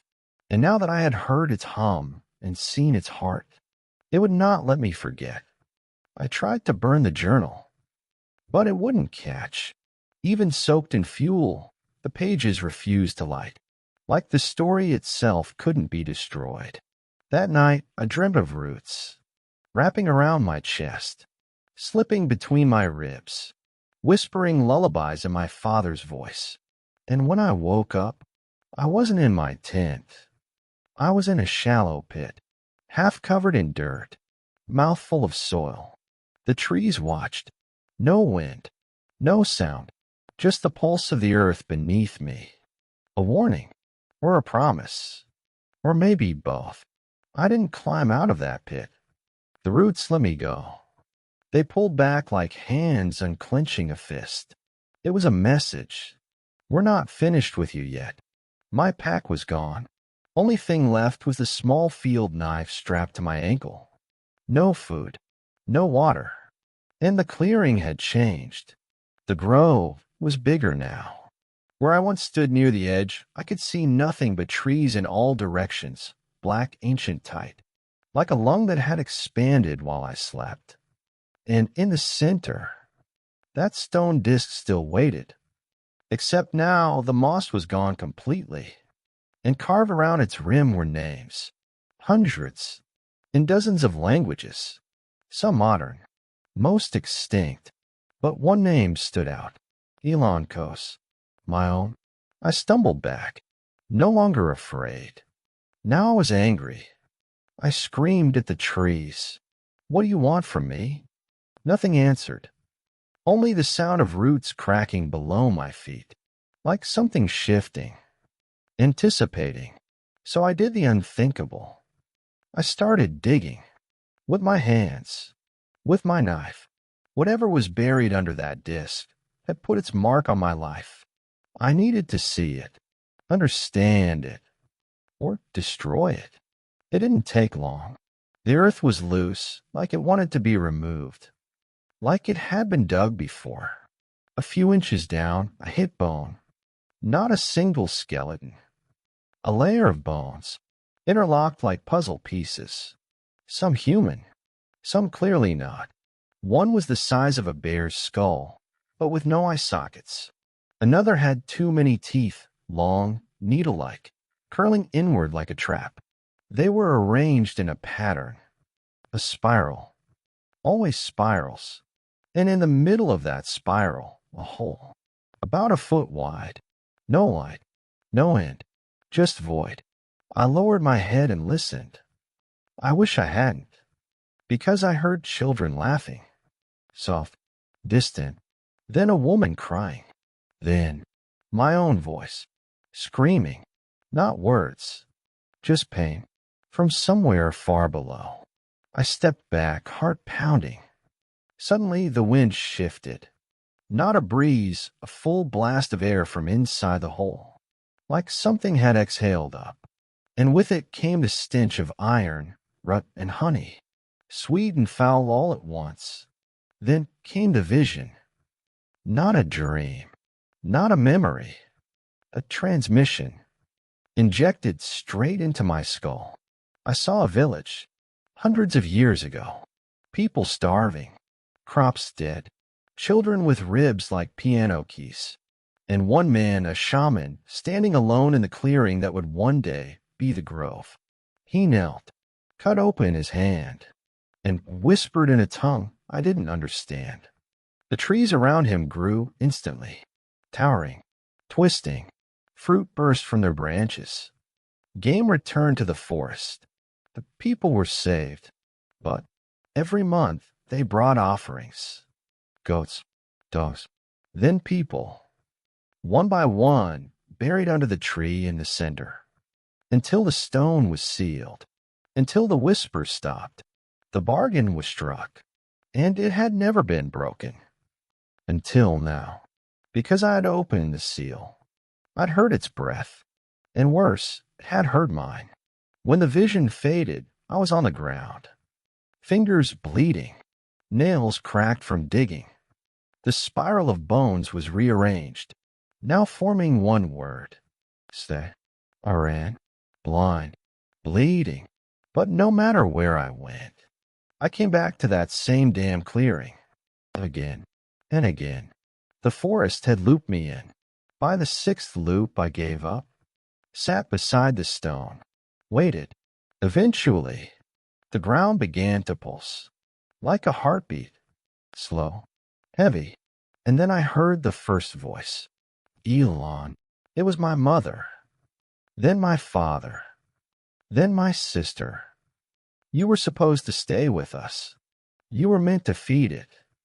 You were the seed we planted. The trees began to creak, not from the wind, but in rhythm, like ribs expanding, like they were breathing in unison. Then a shape emerged from the pit, not climbing, not crawling, unfolding, like a spider stretching after sleep.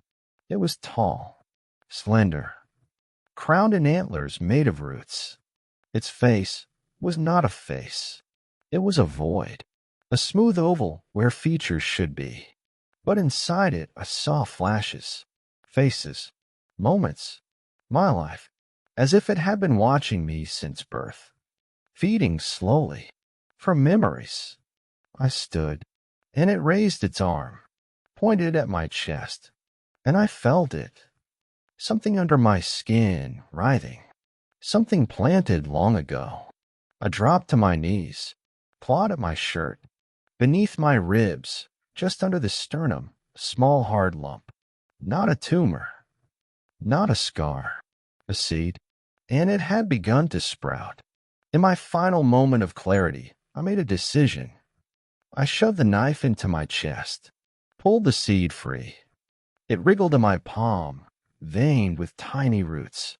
Screaming in my voice, I flung it into the hole. The wind howled, the figure recoiled, and the trees around me shivered. Then, silence, true silence.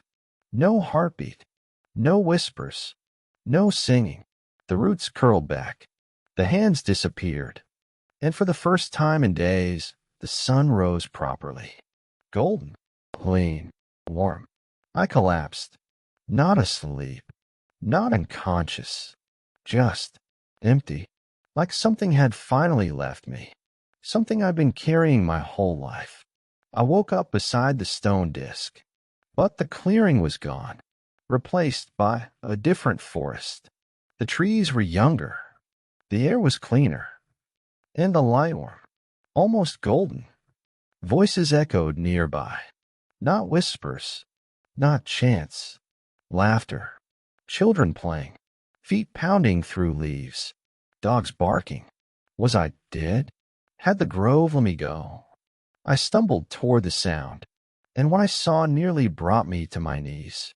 A village, longhouses made of cedar, people dancing, eating, thriving, clothes marked with old tribal symbols. Some I recognized from my own heritage, others far older. Elders sat at a central fire, passing a carved pipe, and in the middle of them, my grandfather. Not as I'd remembered him, but young, strong, his face painted with red ochre, his eyes sharp and sad. He saw me, smiled. You've come to learn, Elon. That means it's time. He waved his hand, and the world changed again. The sky darkened. The trees aged 1,000 years in a breath. And now we stood in the clearing, the first version of it. Before the grove, in the center, a woman knelt before a pit, emaciated, weeping. Her child lay in her lap, bones showing through thin skin. The woman kissed his forehead and laid him in the earth, covered him with soil, sang an old song in a tongue I couldn't understand. And the forest changed. Instantly, the soil turned rich. Trees shot up around her. Fruit burst from branches. Birds returned in flocks. She gasped and thanked the ground. We had no choice, my grandfather whispered. We were dying. The sickness had taken the river. The animals had left. We tried everything. Until we heard the whisper. What was it? I asked. He shook his head. Not a god. Not a demon. Just hunger. Ancient. Endless. A creature made of want. Buried here long before men walked. It needed only one thing. What? He looked at me with grief in his eyes. Grief. It feeds on love lost, on sacrifice. The more we gave it, the more it gave back. But the price rose. Slowly, cruelly. First our dead, then the living. The vision shifted again. Now the grove was full grown. Bodies lined its roots. Some half buried, others fully entwined in bark and moss. It looked like a garden. But every flower had a face. We tried to stop, he said, but it was too late. It was in us, in our blood, in our trees. So what did you do? We sealed it, made a pact. Every generation a guardian would be born, not chosen, grown, from the first child offered willingly. A seed planted into the bloodline. He turned to me. That seed was passed down, and now it is you. The ground began to rumble. The grove twisted, reshaped itself, and in the center, the antlered figure emerged again, taller now, glowing from within, its face still a mirror of void. But now I could see inside. Memories, lives, whole histories playing on loop. The forest wasn't a prison. It was a recording, a biomechanical memory machine built from pain. You gave it feelings, I said. We gave it a soul, my grandfather corrected. By accident. By love. We fed it the most powerful force on earth, loss. And now it knows only hunger for that taste. Then how do I stop it? He closed his eyes. You don't. You can only bargain. The figure approached. And for the first time, it spoke. Not aloud, but directly into my spine. A low rumble of thoughts, so ancient they nearly broke me. We hunger. You will choose. One to stay.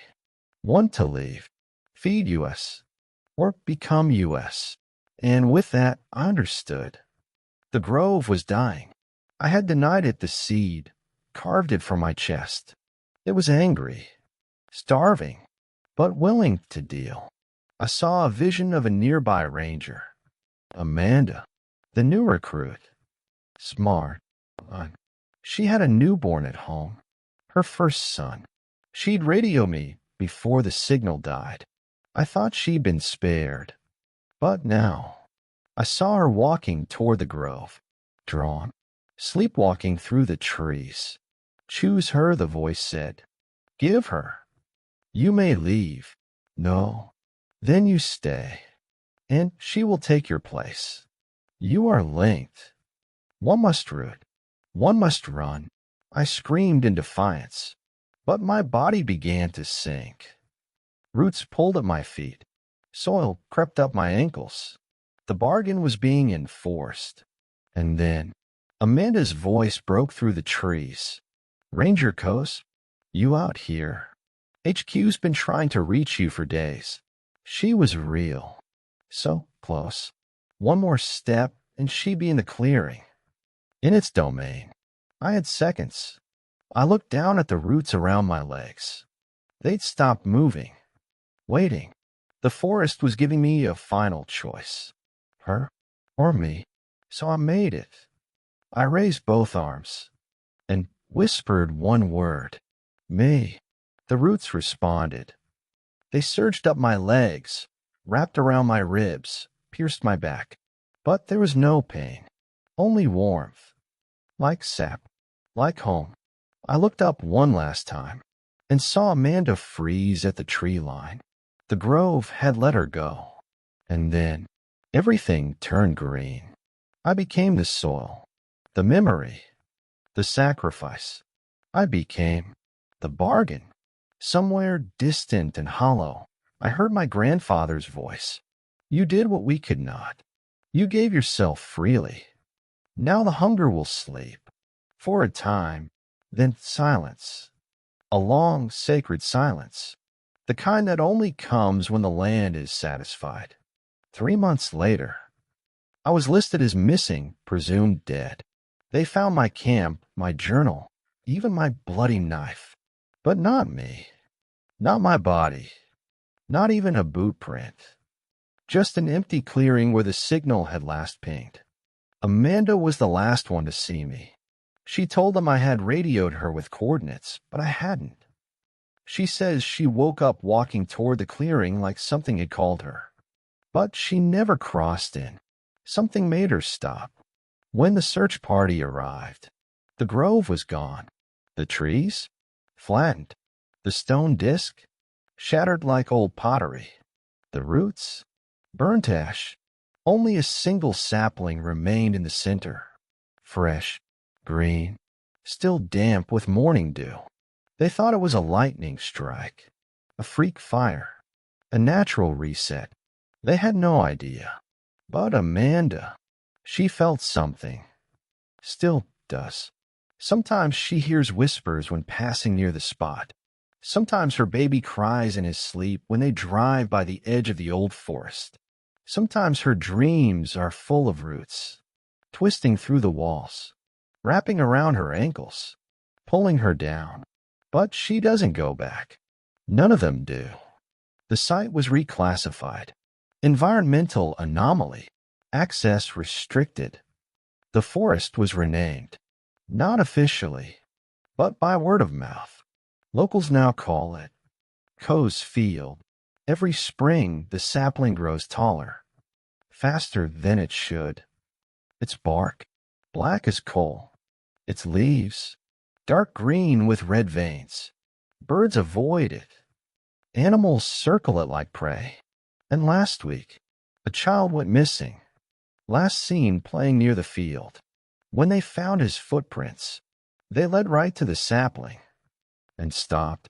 No drag marks, no signs of struggle, just a single small indentation in the soil, like he'd stepped into it. Amanda doesn't talk much anymore. She left the service. Move away. But I know she still dreams about the grove, the truth of it, and the bargain that was never truly broken. Just a pause, because a few weeks ago, a letter arrived at HQ. No stamp, no address, just a folded piece of birch bark tied with red twine. Inside it, a single phrase, carved with something sharp. I'm not the last. The forest blooms again, and every tree needs new roots, especially hungry ones. Day unknown.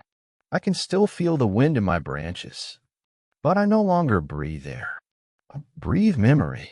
Every death, every secret, every grief, they come to me now, and I give them back to the soil. That's what I am, a garden of sorrow. I am the grove, and I remember you. I've worked parks for 19 years, seen things I still can't explain. Lights, vanishings, bodies twisted like corkscrews. But nothing prepared me for Whisper Ridge. I didn't even know it existed. They reassigned me in late October. Said they needed a veteran presence to oversee a station being temporarily reopened due to increased hiker traffic. Made sense on paper. But when I asked for the coordinates, the dispatcher paused. You won't find it on GPS. Just follow the ridge road until the third hairpin bend. You'll see a dirt path. Follow that up through the trees. And the station? I asked. You'll see it. If the weather's right. That was the first red flag. I arrived 2 days later. Fog thick as soup. Trees bare. The kind of cold that hurts your teeth. And there it was, just like they said. A wooden watchtower, rising out of the mist like a mirage. No signs of rot or vandalism. Roof intact. Windows spotless. And yet, the map said nothing was here. I checked it 20 times on the drive up. The stairs creaked under my boots as I climbed. The top hatch wasn't locked. When I pushed it open, my blood stopped. The station was already stocked. Food in the cabinets. Cans labeled with dates from 3 years ago, and still fresh. Water bottles lined up like soldiers. A cot made. A radio powered on, softly crackling static. And on the desk, a journal. My name on the cover. Not similar. Not close. My name. In my handwriting. I flipped it open. First page. Day 1. Fog rolled in early. Visibility low. Feels like I've been here before. That's all it said. I laughed, dry and forced. Try to rationalize it. Someone's messing with me. Some elaborate hazing. But my voice didn't echo right. It bounced back wrong. Too fast. Too hollow. Like it wasn't really coming from the walls. Like it came from something pretending to be the walls. I stepped outside to clear my head. Looked over the railing. Nothing but fog. No trees. No hills. No sun. Just white. A blank page. I stayed in the tower that night and dreamed of walking in circles. Around noon, the fog lifted for about 20 minutes. I radioed HQ. No response. I tried again, switching frequencies. Still nothing. But I heard something else. Like a heartbeat. Faint. Mechanical. coming from the radio itself. I spent the afternoon organizing gear. Found an old Polaroid camera. Still worked. Took a selfie. Just for proof. Photo slid out.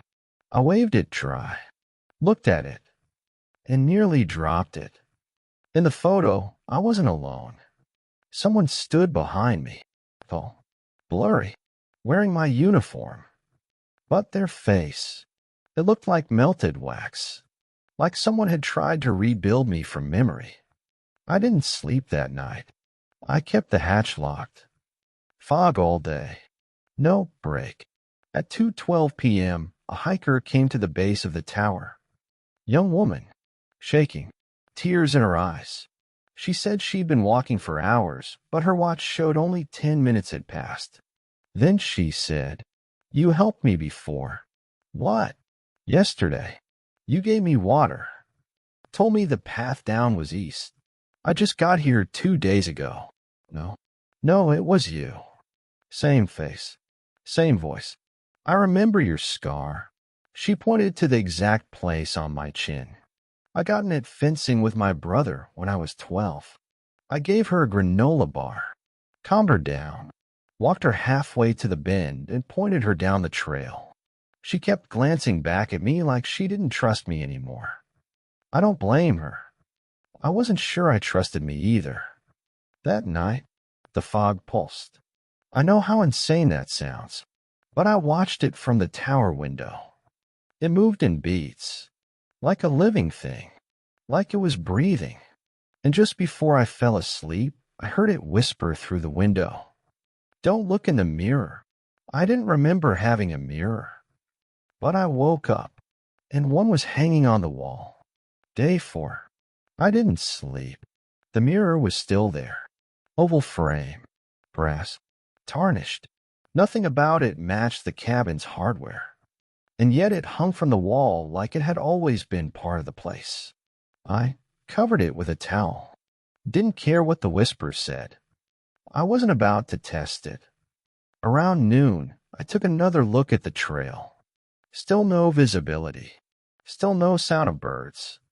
I dropped the glow stick into the fog, watched it vanish after 3 feet. Didn't even make a sound when it hit the ground. When I came back inside, the towel was on the floor. Mirror exposed. But this time, it didn't show the room. It showed a version of the room, but empty. And behind the window, someone was staring in. I whipped around. Nothing. When I looked back, the mirror just showed me again. Day 5.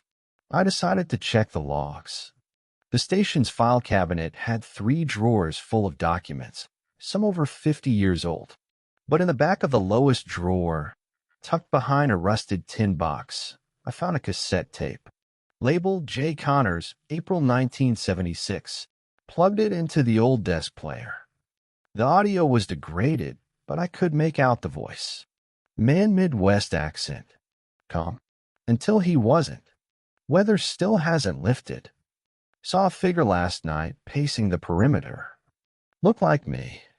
But it moved wrong. Like it didn't know how arms bend. They say the fog comes from underground. Vent, maybe. But it doesn't feel like vapor. It feels wet with memory.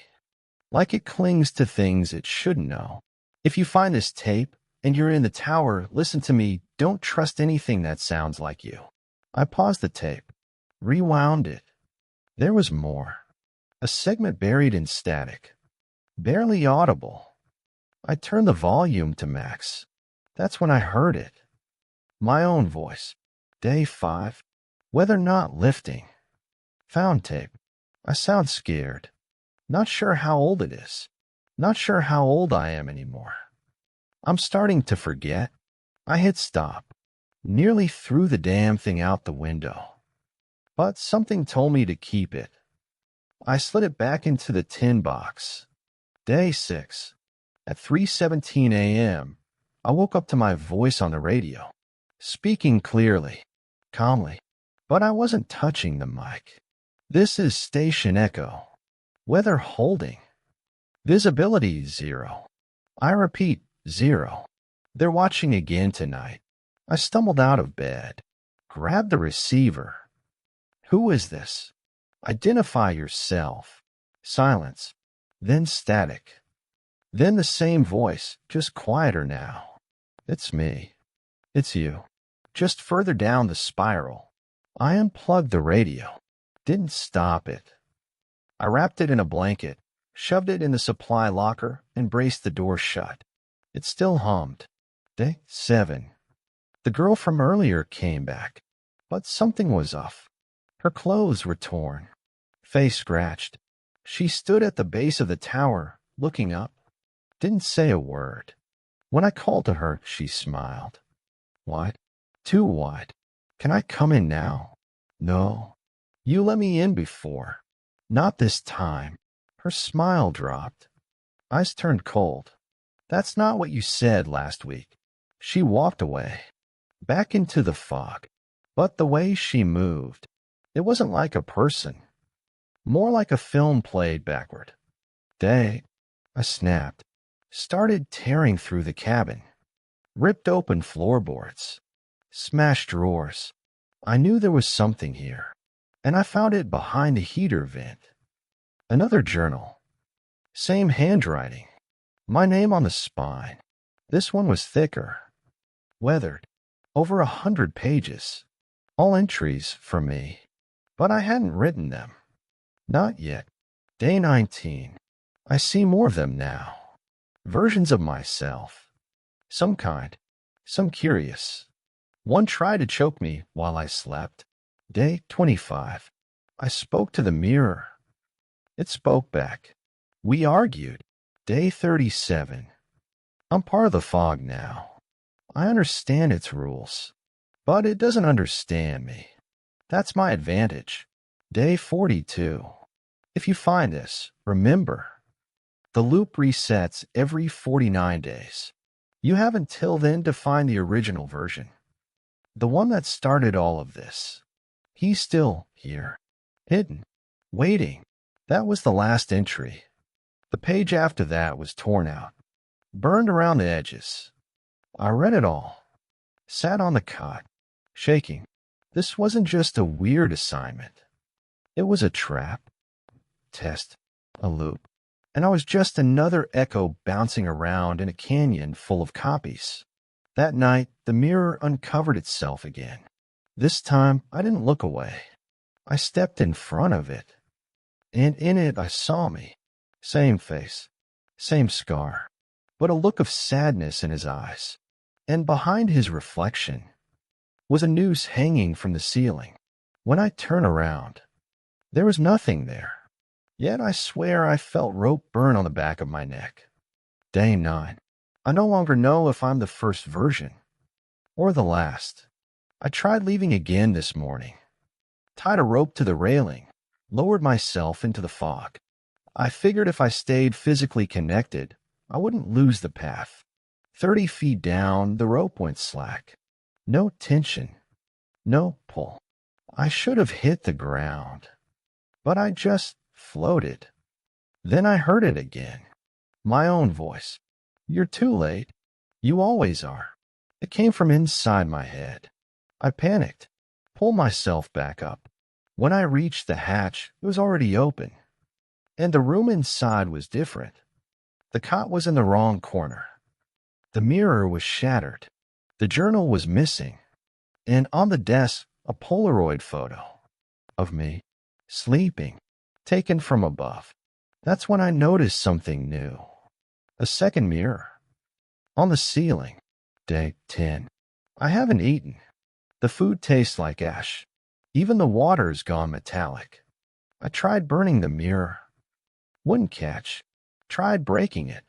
Shattered like glass, but every shard still showed a full reflection. Not fractured. Whole. I collected the pieces, locked them in the supply drawer. That night, the drawer opened on its own. The shards had reassembled themselves. Day 11. There's someone else in the tower. I haven't seen them, not fully. But I hear the floorboards creak. Hear the whisper of breath behind me. And things move when I'm not looking. At 3:42 a.m., the door to the station opened. Windless. Fog didn't pour in, it crawled. And through it stepped a figure wearing my face. But not quite. His skin was pale, translucent, eyes like smudged ink. He walked to the center of the room, didn't speak, just stared, then turned and climbed down the stairs. I ran to the window, looked down, but he never emerged from the fog. Day 12. I reviewed the security footage. There shouldn't be any. The cameras are analog and disconnected. But when I turned the screen on, it was live, showing the room from an impossible angle, as if the tower was watching itself. I saw myself sleeping. Then the door opened. The fog figure entered, walked to the bed, stared, then looked directly at the camera, smiled. I tore the monitor out of the wall, threw it off the railing, heard it land upstairs. But there is no upstairs. Day 13. The whispers have changed. Now they speak in tandem. Dozens of voices, all versions of me, arguing, laughing, screaming. One just keeps saying over and over, "You're not the first. You're just the first to remember." That night, the mirror glowed. I saw every version of myself inside. Some normal, some mutilated, some whispering into radios, others hanging from the rafters, one a burning. And at the very center, behind them all, something faceless, watching, not imitating, just watching. Day 14. The journal reappeared. Different cover, leather, burned edges. Inside, an entry from tomorrow. Day 15. I make contact with him. The original. He doesn't look like me anymore. But I recognize the voice. He tells me the truth about the tower, the fog, the purpose. I write it all down, but the next page was blank. Day 15. It happened. I don't know how. The original found me. He stepped out of the fog, clothed in ranger gear older than mine. Horn, faded patch, eyes wild. He didn't say anything at first, just handed me a matchbox. Inside was a tooth, human, rotten, carved with a number 1. "This is the seed," he said. "What seed?" "The first one, the real one. Before the fog started copying, before it got hungry for identity, for memory. It feeds on recognition. That's why it mimics you. It doesn't want to be you. It wants to be believed. What do I do?" He leaned close, whispered, "Break the pattern. Burn the seed. Leave before the fog resets. Or you'll be next." When does it reset? Midnight. Day 49. That's when it all loops. And if I fail? He smiled, sadly. Then you join the rest of us. Then he stepped back into the fog and vanished. I opened the matchbox again. The tooth was gone. Day 16. I locked myself in the storage room. The mirrors are multiplying. Every time I look away, there's another one. They all reflect me, but none of them blink. Day 17. The whispering has stopped. Now there's music. A low, slow violin note that never ends. It comes from the floorboards. Or maybe my head. I try to hum along, hoping it stops. It gets louder. Day 18. I took the camera. Tried to document everything. Snapped a shot of the mirror wall. The photo came out blank. Just fog. But when I tilted it, a smile appeared. Not mine. Day 19. I heard footsteps above me. But there is no upstairs. I called out. They stopped. Then came the reply. "It's your turn." Day 20. I found a carving beneath the cot, burned into the wood. Do not look directly at yourself. I understand now. The tower isn't watching me. It's recording every version of me, every mistake, and playing them in echoes, trying to find the one that makes it out, trying to learn. But every time someone fails, the fog keeps their memory, their image, their voice. It's building something, using us. And the scariest part, it's getting better. The mimicry is evolving. I've seen it. I've seen myself blink when I didn't, speak words I haven't said, smile when I'm crying.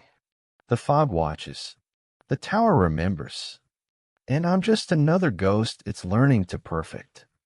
Day 21. The countdown began. Somewhere deep in my mind, or maybe in the tower's bones, I could hear it ticking.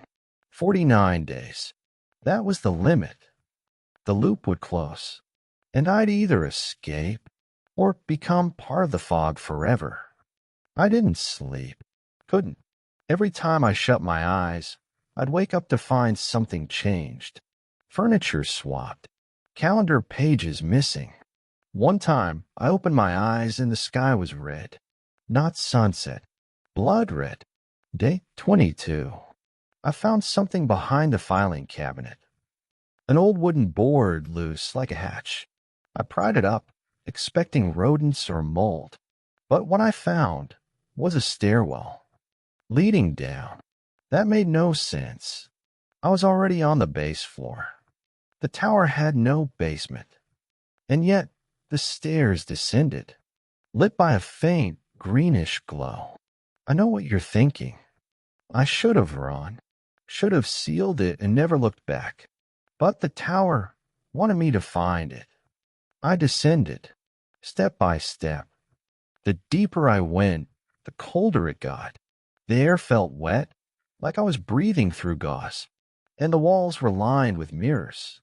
But not just any mirrors. They moved. Reflections walked independently. Some smiled. Others wept. One bashed its head into the glass until it cracked. At the bottom, there was a room, circular, and in the center, a giant mirror. Unlike the others, this one was black. No reflection. No glass. Just darkness. Like looking into a well filled with ink. I stared at it. And then it blinked. Day 23. I don't know how I got back to the tower. My boots were muddy. My hands scraped. There were bruises I couldn't explain. And worse, my journal was full of entries I hadn't written. Each one dated ahead of me. Each one ending with the same words. Don't trust the mirror upstairs. It lies. But the mirror was gone, replaced by a door.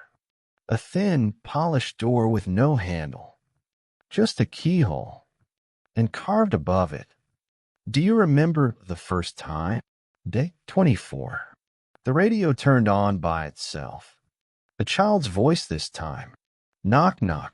Who's there? You. You who? You forgot, didn't you? Then static. Then silence. I dug through every inch of the tower for a key. I found one of the pages of my original notebook, sealed inside a hollowed-out entry. Tiny.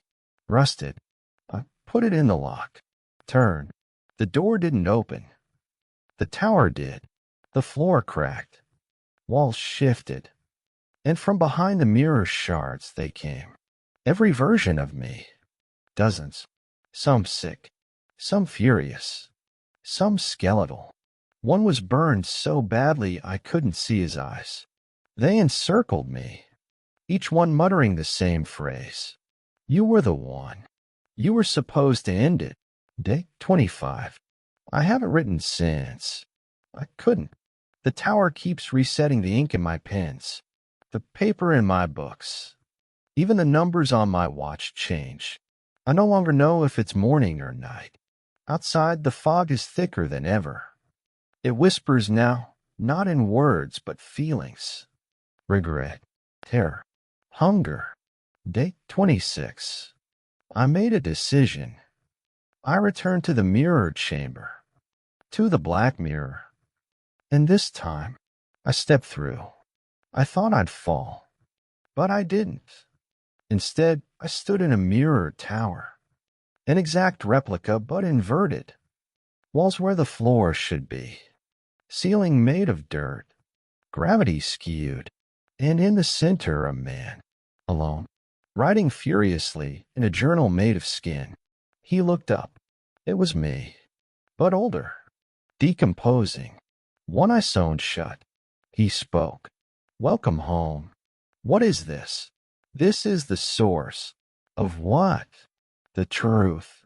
The fog. The tower. Us. He pointed to the journal. Every ranger who's ever lived here is in these pages. Every thought. Every mistake. Every failure. Why? Because the fog doesn't erase. It remembers. And the tower doesn't trap. It records. He turned to a wall of monitors, each one showing a different ranger, different loop. I saw myself dying, choking, falling, burning, but never escaping. You said I could end it. You can. He handed me a knife, curved, ornate, old. There's one memory the fog can't hold on to. What is it? The first one. Your first moment here. The first time you woke up. Destroy it. Sever the beginning. And the loop breaks. And if I fail, then you live it again. And again. And again. I took the knife, closed my eyes, and tried to remember. Not the fog. Not the tower. But the moment I arrived. A road. Flat tires. Static on the radio. A sign I couldn't read. And behind it, a scream. My scream. That's when I realized. I never arrived. I'd always been here. From the start. I looked down at the knife. It was gone. Melted into fog. And when I turned around, the old version of me had disappeared. Replaced by a mirror. I saw myself again. But this time, I was smiling. And in my reflection's hand, the knife. Date 27. The tower is silent now. No voices. No whispers. Not even the wind. The fog sits outside like a sleeping beast, pulsing, breathing, like it's waiting. I tried to scream today. No sound came out. Even my own echo has abandoned me. Date 28. The reflection won't stop watching me. It doesn't blink when I do. Doesn't breathe when I gasp. Sometimes it's not there at all until I turn away. Then I see it frozen in the corner of my eye, smiling. Day 29. I found the knife again, in the mirror's reflection. I reached toward it, nothing. But when I looked away, it was in my hand. It's cold, heavy, familiar, like something I've always carried. Day 30. There's another door behind the map cabinet. One I've never seen before. Steel, bolted shut, carved into it. This is not your first goodbye. I dreamt about it last night. In the dream, I opened it and found stars. A vast emptiness. A universe made of nothing but fog and forgotten memories. And in its center, heartbeat. My own. Day 31. Today I realized the tower isn't just a place. It's a person. Me. It's shaped by me. My regrets. My memories. My fears. It mirrors me in more ways than one. Day 32. The original Ranger's journal is gone. Burned itself in the night. But I remember the last line. To leave, one must forget. But to forget, one must first forgive. Forgive what? Forgive who? Day 33. The fog whispered something new. You're not the copy. You're the dream. Day 34. I smashed every mirror. Didn't matter. The reflections still appeared. On the windows. In the water. Even in my eyes. Day 35. I asked the fog a question. What are you? And it answered for the first time. I am what you left behind. Day 36. I can't tell if I'm remembering things or inventing them. I see faces in the fog. Old friends. My brother. Even my dog from childhood. They all speak the same phrase. Come back. It's safe now. But I know it's a lie. Nothing is safe here. Not even time. Day 37. I stopped writing because I found a version of myself still writing. In the corner of the room. Same uniform. Same scars. Different smile. He looked up and said, "Keep going. One of us has to make it." Then disappeared. Day 38. There's a new mirror. One I didn't make.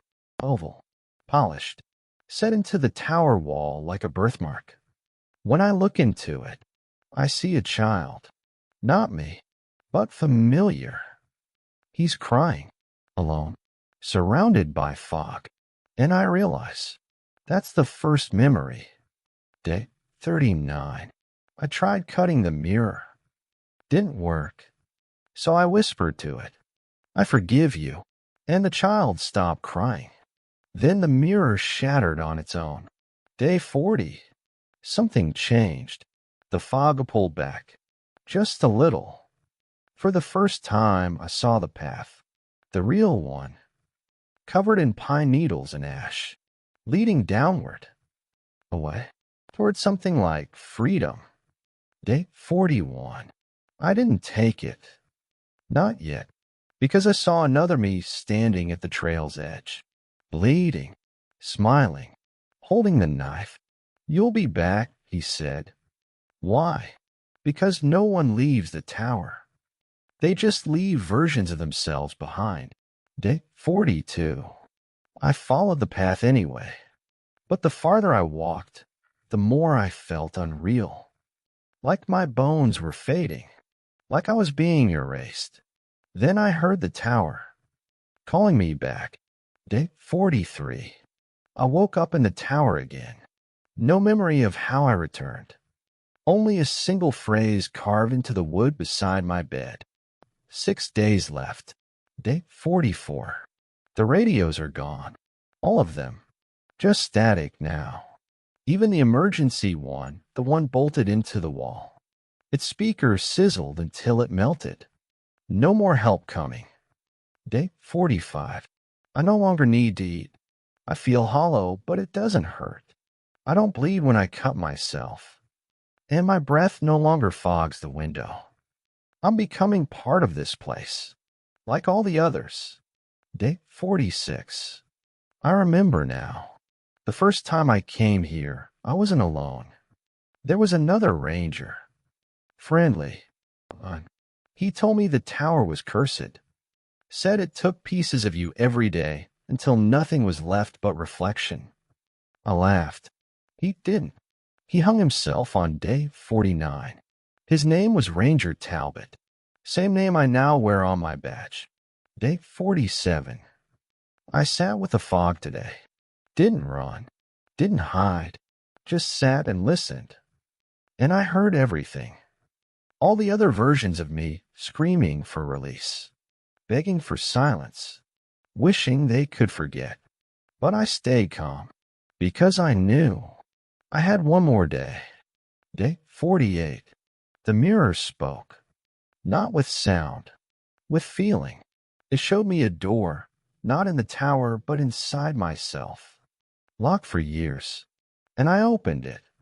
Found my guilt. For staying. For watching others vanish. For surviving when others didn't. I forgave myself. And the tower began to shake. Day 49. Midnight. The fog rose higher than ever. Swallowed the trees. Climbed the railing. And with it came the voices. Every version of me, screaming, whispering, warning. Don't reset. You're so close. Jump. Run. Burn it down. I didn't do any of that. I just sat. And I remembered. Everything. The loops. The tower. The fear. And the first moment I ever arrived. The memory the fog couldn't hold. And then I did what none of them had done before. I smiled and walked away. The fog didn't stop me. It didn't beg, because it finally understood. I wasn't trying to escape the place. I was escaping myself. And that broke the loop. I woke up weeks later in a hospital bed, found by hikers who said I wandered out of the woods, barefoot and mumbling. I had no ID, just a burned ranger patch and a journal with blank pages. They say I was gone for 2 months. But in the tower, I lived hundreds of days, maybe more. I asked if they'd found the fire tower. They hadn't. Searched for days. But all they found was mist and burnt trees. I know they think I'm crazy, but some nights, I still hear the fog call my name. And I wonder, was I the one who escaped? Or just another version it let go? If you've made it this far, you're already braver than most. These stories weren't just fiction. They're warnings. And if you ever find yourself deep in the woods, and you hear your own voice whispering back, run, and never look in the mirror again. I've been a park ranger for nearly 12 years. In that time, I've seen injuries, lost hikers, wild animal attacks, even a few deaths. But what I'm about to tell you, it never got logged. It never made the reports. And no one at HQ ever acknowledged it happened. Even though 3 people vanished that night. And one of them was me. It was mid-October, the off-season for Pine Bluff State Park. Leaves had turned copper, the trails were quiet, and we were running a skeleton crew. Just me, Ranger Harris, and dispatch on rotation. On this night, I was posted at South Lookout Station, a 2-story ranger cabin near the forest perimeter. It's rarely used now, too far from the center. But it still had a functioning radio and emergency lighting. I liked it there. Peaceful. Cold. Empty. I could hear every twig snap in the distance. 11:12 p.m. My radio crackled. Station Bravo, come in. That was dispatch. I answered. No static. No delay. Station Bravo here. Got a strange one, dispatch said. Unverified call from a local landline. Guy says he's trapped in the woods. Injured. Near Redwater Creek. That caught my attention. Redwater Creek isn't on any official maps. Not anymore. Back in the 80s, there was a flash flood there that killed 4 campers. Since then, the park rerouted all trails away from it. We were told to avoid it, but never told why. Did he say what injured him? I asked. No. Just said something about light. He sounded off. Off how? Hard to explain. Like he was mimicking pain. Not in pain, just pretending to be. And radio static. Line dropped. I didn't like that. People don't just mimic pain. And they don't just appear in parts of the forest that haven't been accessible for 30 years. I called Harris on secondary channel. Told him I'd check it out. He responded immediately. Don't. That place isn't safe. What do you mean? It's just not. Forget the call. That wasn't like Harris.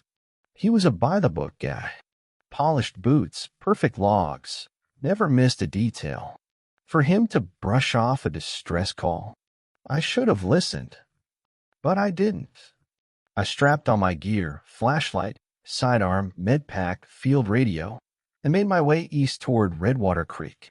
It was cold. Too cold for October. And the wind kept pushing from behind me, like something was guiding me forward. The trail hadn't been used in years, but I knew where to go. The trees grew denser. No moonlight, only my flashlight beam cutting through the darkness like a blade. After nearly 40 minutes of hiking, I reached the creek, or what was left of it. The water had receded to a shallow trickle.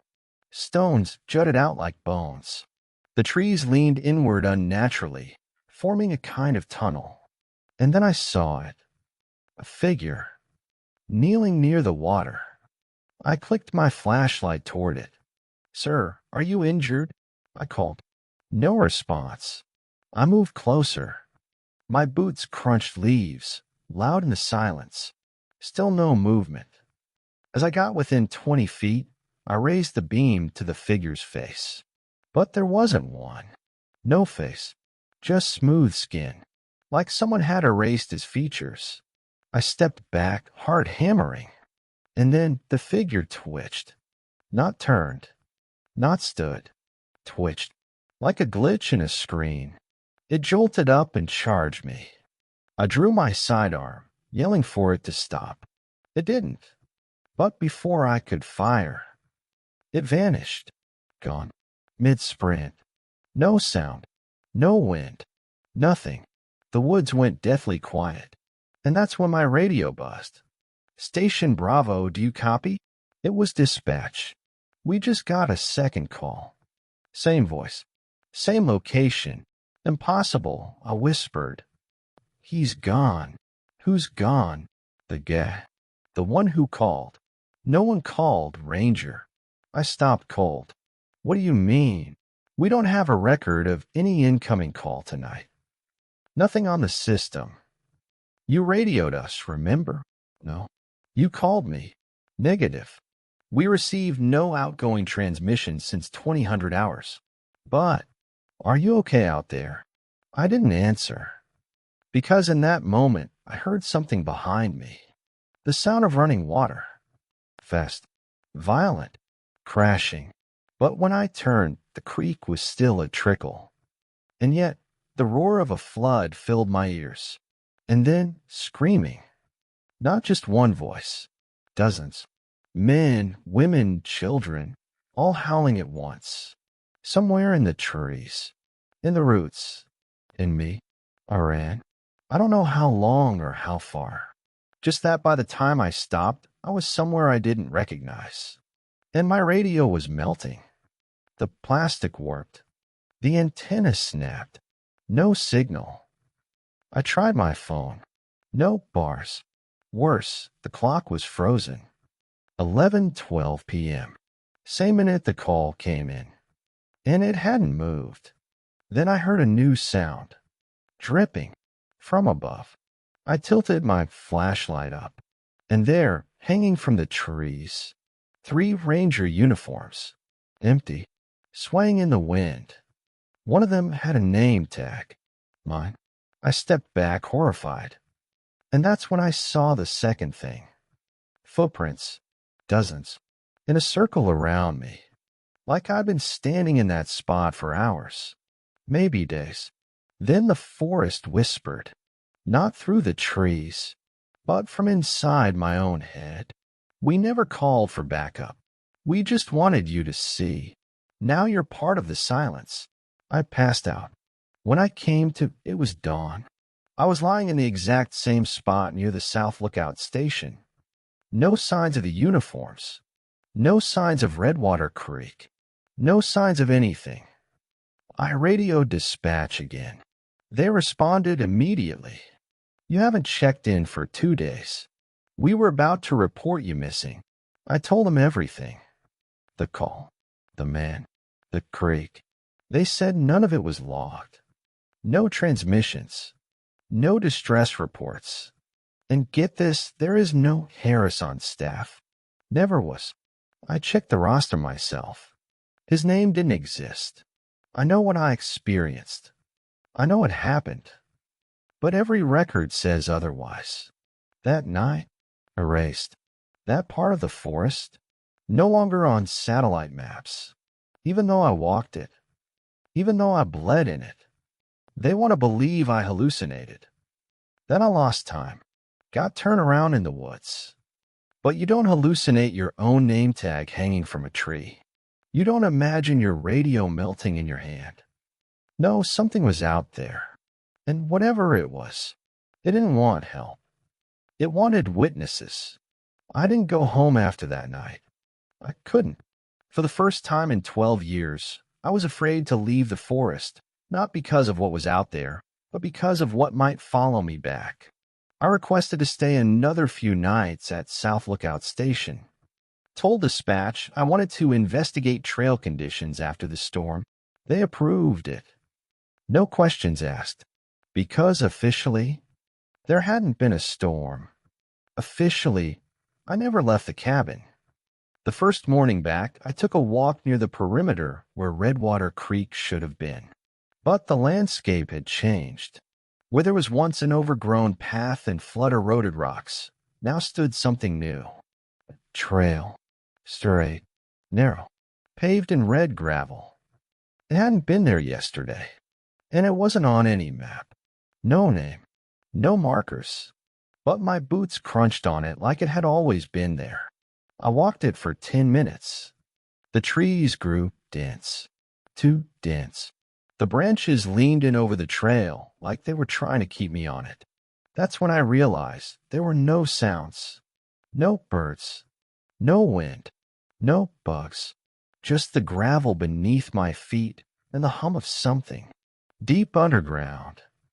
I stopped and pulled out my compass. The needle spun like mad, useless. Then my field radio let out a long, sharp tone, like a flat line on a heart monitor. Inidio crackle, not alone out he. It wasn't dispatch. It wasn't even a full voice. It was my own voice, on repeat.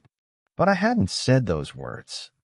I turned back, or I thought I did. I walked 10, maybe 15 minutes back the way I came, and still ended up right where I started. The same fork, the same red gravel, the same silence. Panic started to creep in. My radio was dead again. Phone too. I tried marking trees with my knife, deep gouges, only to find each mark already there, like I had made them 100 times before, like I had been here before. Maybe I never left. Eventually, after what felt like hours, I saw something new. A wooden sign. No lettering. Just a symbol. A red circle with a diagonal line through it. Like a no-entry symbol, but the circle itself was bleeding. I mean that literally. Red liquid seeped from the carving, dripping down the post like blood. And below it, nailed crookedly to the post, was a ranger badge. Not mine. Not anyone I knew. But it looked old. Too old. Like it had been there since the 70s, rusted and flaking. I reached out to touch it. The moment my fingers brushed the metal, I wasn't there anymore. I was in the woods. Same as before. Only now it was night, and I was standing in front of myself. But I looked wrong. Paler. Smiling too wide. Eyes blank. My doppelganger raised his hand and pointed behind me. I turned. 100 lights blinked in the forest. Not flashlights. Not eyes. Just herbs. Hanging in the air like stars. Each one pulsed like a heartbeat. And I could hear them. Welcome back, Ranger. We missed you. The line is open. Then I was falling. Not physically, mentally. Like I was being unzipped from reality. When I came to, I was at the lookout again. On the floor. Covered in red dust. The sun was out. Birds were chirping. My radio was working again. My field log was open, but I didn't remember opening it. And on the page were scrawled 4 words, again and again. Don't follow the red. I filed a fake report that night. Said the trail was impassable. Flooded. Dangerous.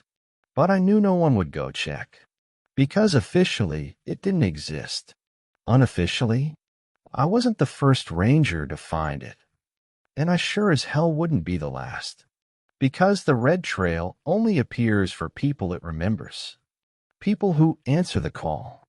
That night, as I sat in the lookout cabin, watching the trees shiver in the dark, the radio buzzed.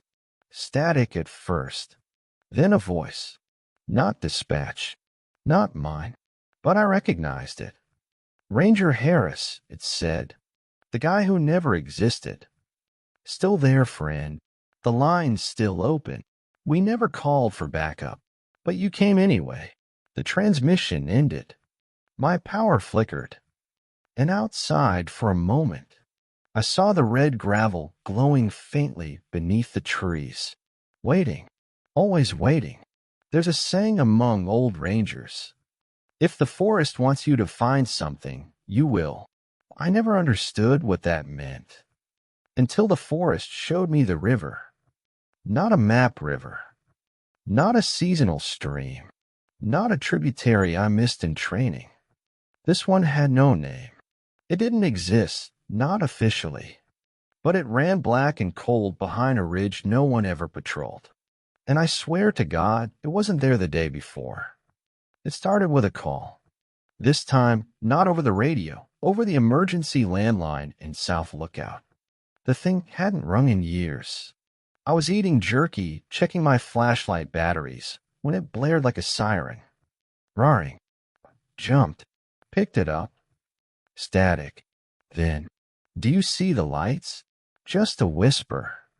Then, click. Dial tone. The lights.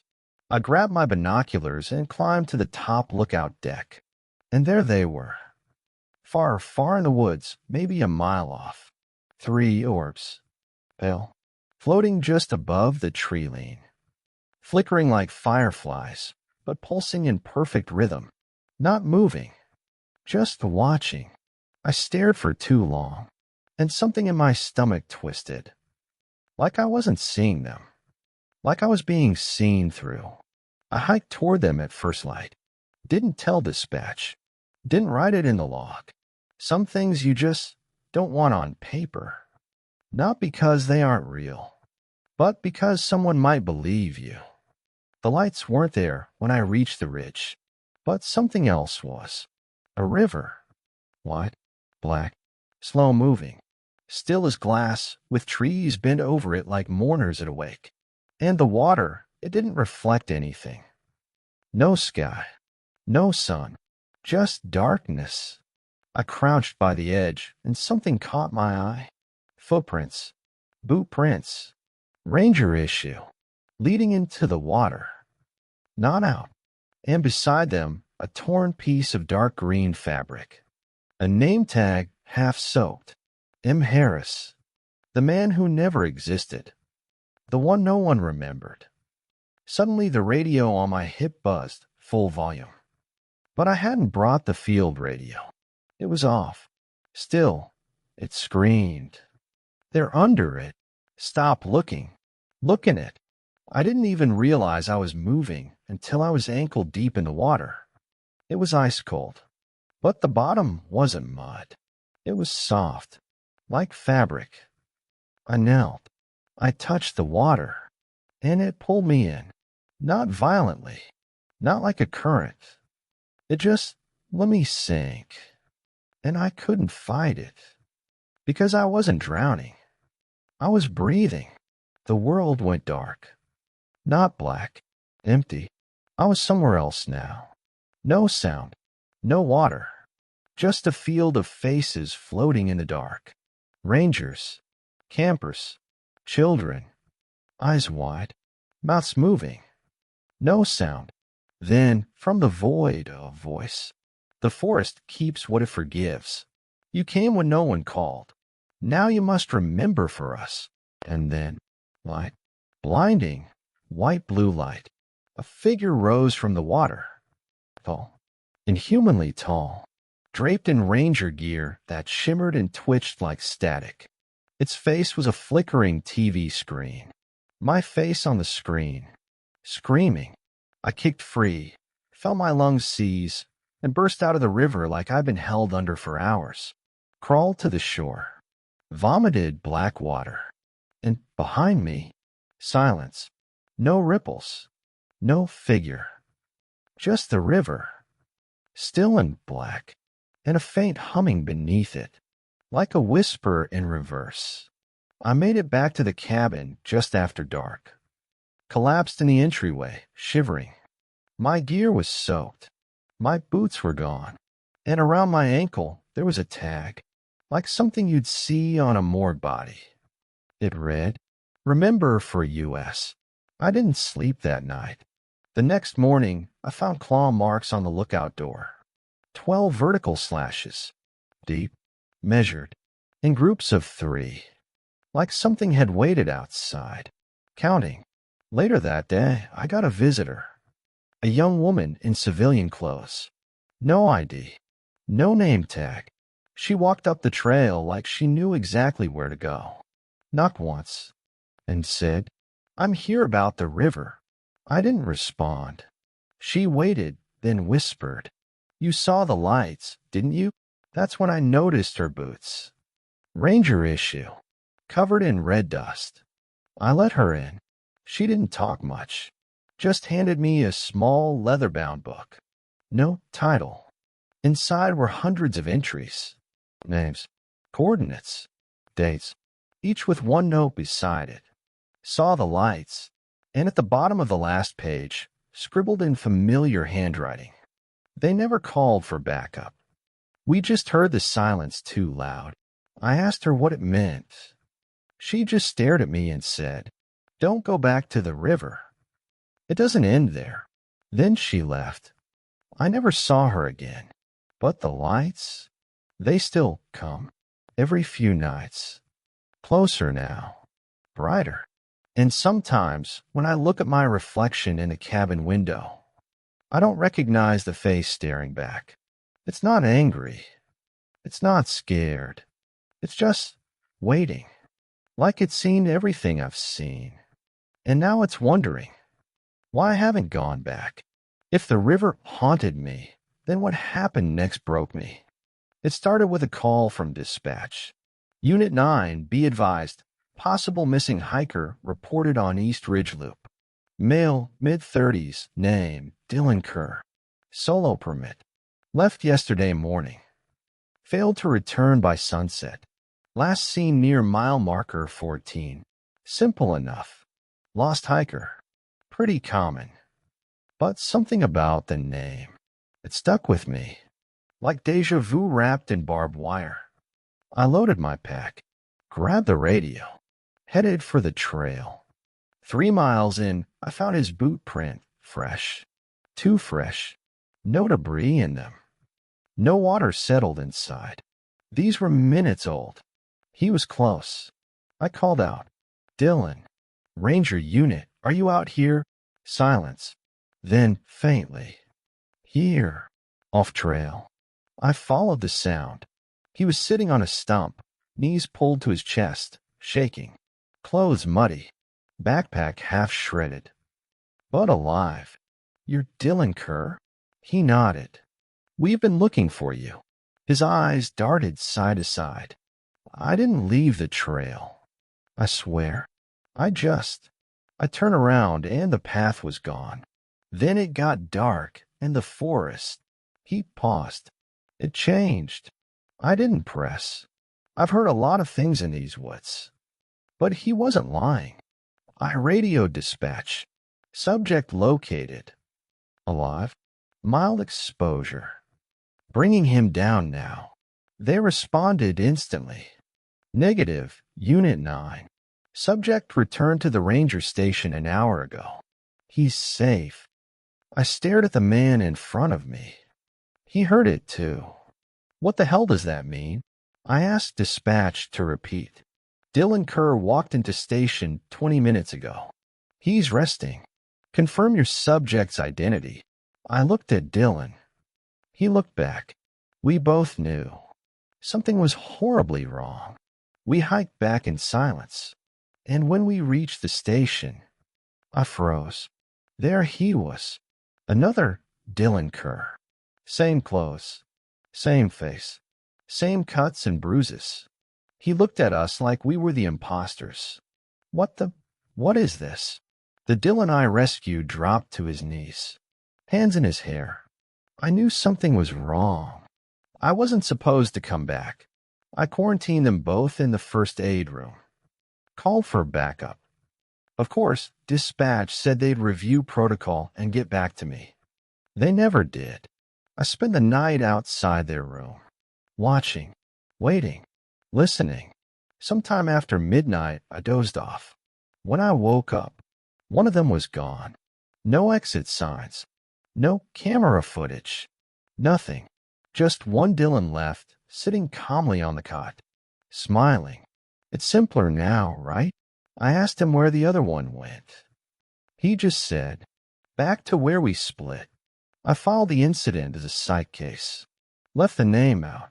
Said the hiker was confused and disoriented. Spoke of a twin. Delusional. They sent a medical evac for him. I watched the chopper take off, but the whole time he looked back at me. Never blinked. Just mouthed something I couldn't read. Later that week, I hiked back to where I found him. I knew I shouldn't, but I had to, and that's when I found it. A structure. Half buried. Concrete. Camouflaged with moss. No signs. A sealed metal door. I pried it open with my axe. Inside, an old substation. Dust. Cobwebs. Cold air. It hadn't been used in years, but the light still worked. One single desk. A computer. A stack of cassette tapes. Labels like Loop 7A, Dylan_Kerr_1. Loop 7B, Dylan_Kerr_2. Loop 7B, correction. Loop 7B, obsolete, destroy. There were dozens of names. People I'd never heard of. Some with red tape over the labels. Some marked as merged. One marked as Ranger_#9self. That's me. I put in the first tape. The screen came alive with static video. Dylan pacing the same substation I stood in now. They always say it's a trail malfunction. That we wandered too far. That we got turnaround. But it's not that. There's something in the park that splits us. Like forks in a code. We don't die. We diverge. Then his face moved in closer. Eyes wild. And sometimes we find our way back. But there's always one too many. I don't remember leaving that building. I just remember standing outside it, the door sealed again. My axe was missing. There were no boot prints on the trail. Not even mine. That night, the power in the lookout went out. Every backup battery dead. My phone fried. But my radio came on. No static. No voice. Just a looped audio recording. One too many. One too many. One too many. Over and over. The next morning, I saw something in the mirror again. Not my reflection. Just a slightly wrong version of it. Eyes too bright. Mouth crooked. Like someone trying to remember how I looked. I called dispatch. Told them I was resigning. They said there was no record of me working there this long. That I'd only been assigned to South Lookout for 1 week. And my name was listed as a backup ranger. Temporary. Disposable. I asked for a transfer. They laughed. We've never had a ranger number 9. Not officially. That position was retired. After what happened to Harris, I don't sleep anymore. Because if I do, I might wake up as him. Or worse, wake up to find me standing at the foot of the bed, smiling, holding my badge, asking if I remember which version I am. When you work alone in the woods long enough, you learn to trust silence. No bears growling. No branches cracking. No birdsong. Run. Because nature is never that quiet, unless something unnatural is walking through it.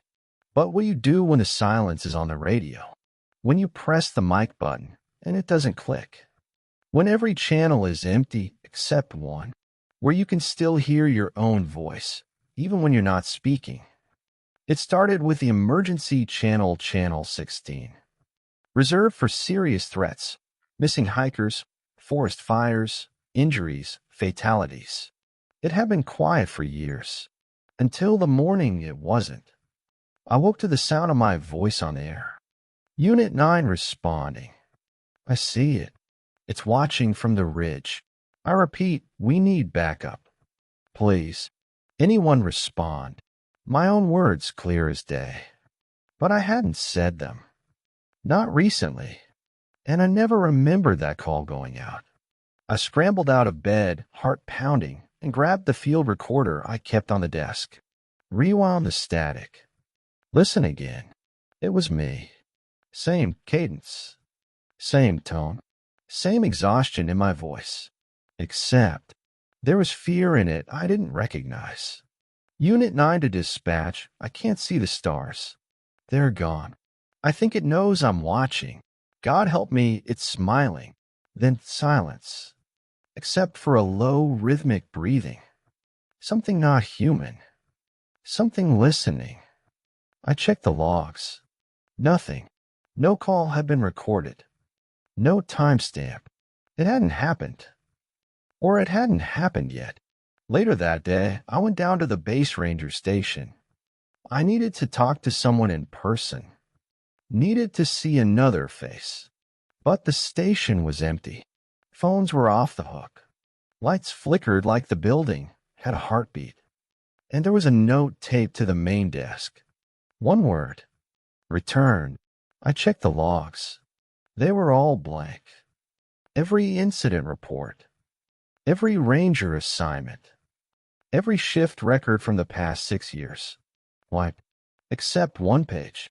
An old entry labeled Protocol Echo 9, if they return. It wasn't a rescue plan. It wasn't a containment procedure. It was a checklist. Final one. Terminate active patrol. Isolate the signal. Bury the badge. Do not speak your own name. Do not answer your own voice. If it knocks, burn the station. That night something did knock. 3 slow knocks. Then 3 more. Then 3 more. 12 in total. I didn't move, didn't breathe, didn't speak, because the door didn't shake. It pulsed, like whatever was outside was already halfway in. At 3:17 a.m., I heard the radio click on by itself. Not just mine, the backup, the satellite, the old unit built into the cabin wall that hadn't worked in decades. They all came alive, and they all spoke at once. But it wasn't words. It was me, screaming, begging, praying, dying, from every direction. Then silence. Then, in a calm voice, Unit 9 confirmed. Echo complete. Resetting timeline. Please bury the badge. I blacked out. When I woke up, it was dawn. The radios were dead. But my hands, they were covered in dirt. And in my back pocket, a small, rusted shovel. I ran outside, found a patch of disturbed earth behind the cabin. I dug, and 6 inches down, I found it. My own badge, wrapped in a torn piece of uniform cloth, still warm. And beneath it, another badge, older, worn, rusted. Name almost unreadable. M. Harris. The ranger who never existed. I should have burned the station.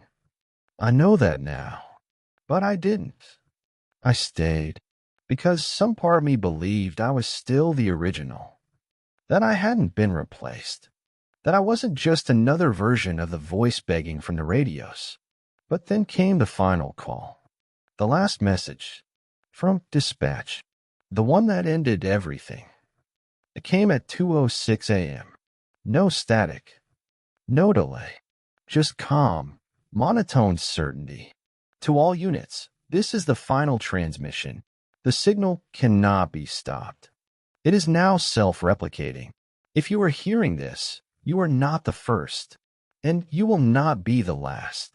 This is not a rescue frequency. It is a warning. They never called for backup. They called for silence. The signal cut, and it's never returned. Not even static. Just silence. Perfect silence. Like the world itself is holding its breath. So now I sit here in the lookout, 100 miles from any town, wearing a badge I didn't earn, writing logs that no one reads. And I wonder if the next knock will be me, asking to be let back in, asking if I remember, asking if I'm ready to return to the river, and finally let the forest keep what it forgives.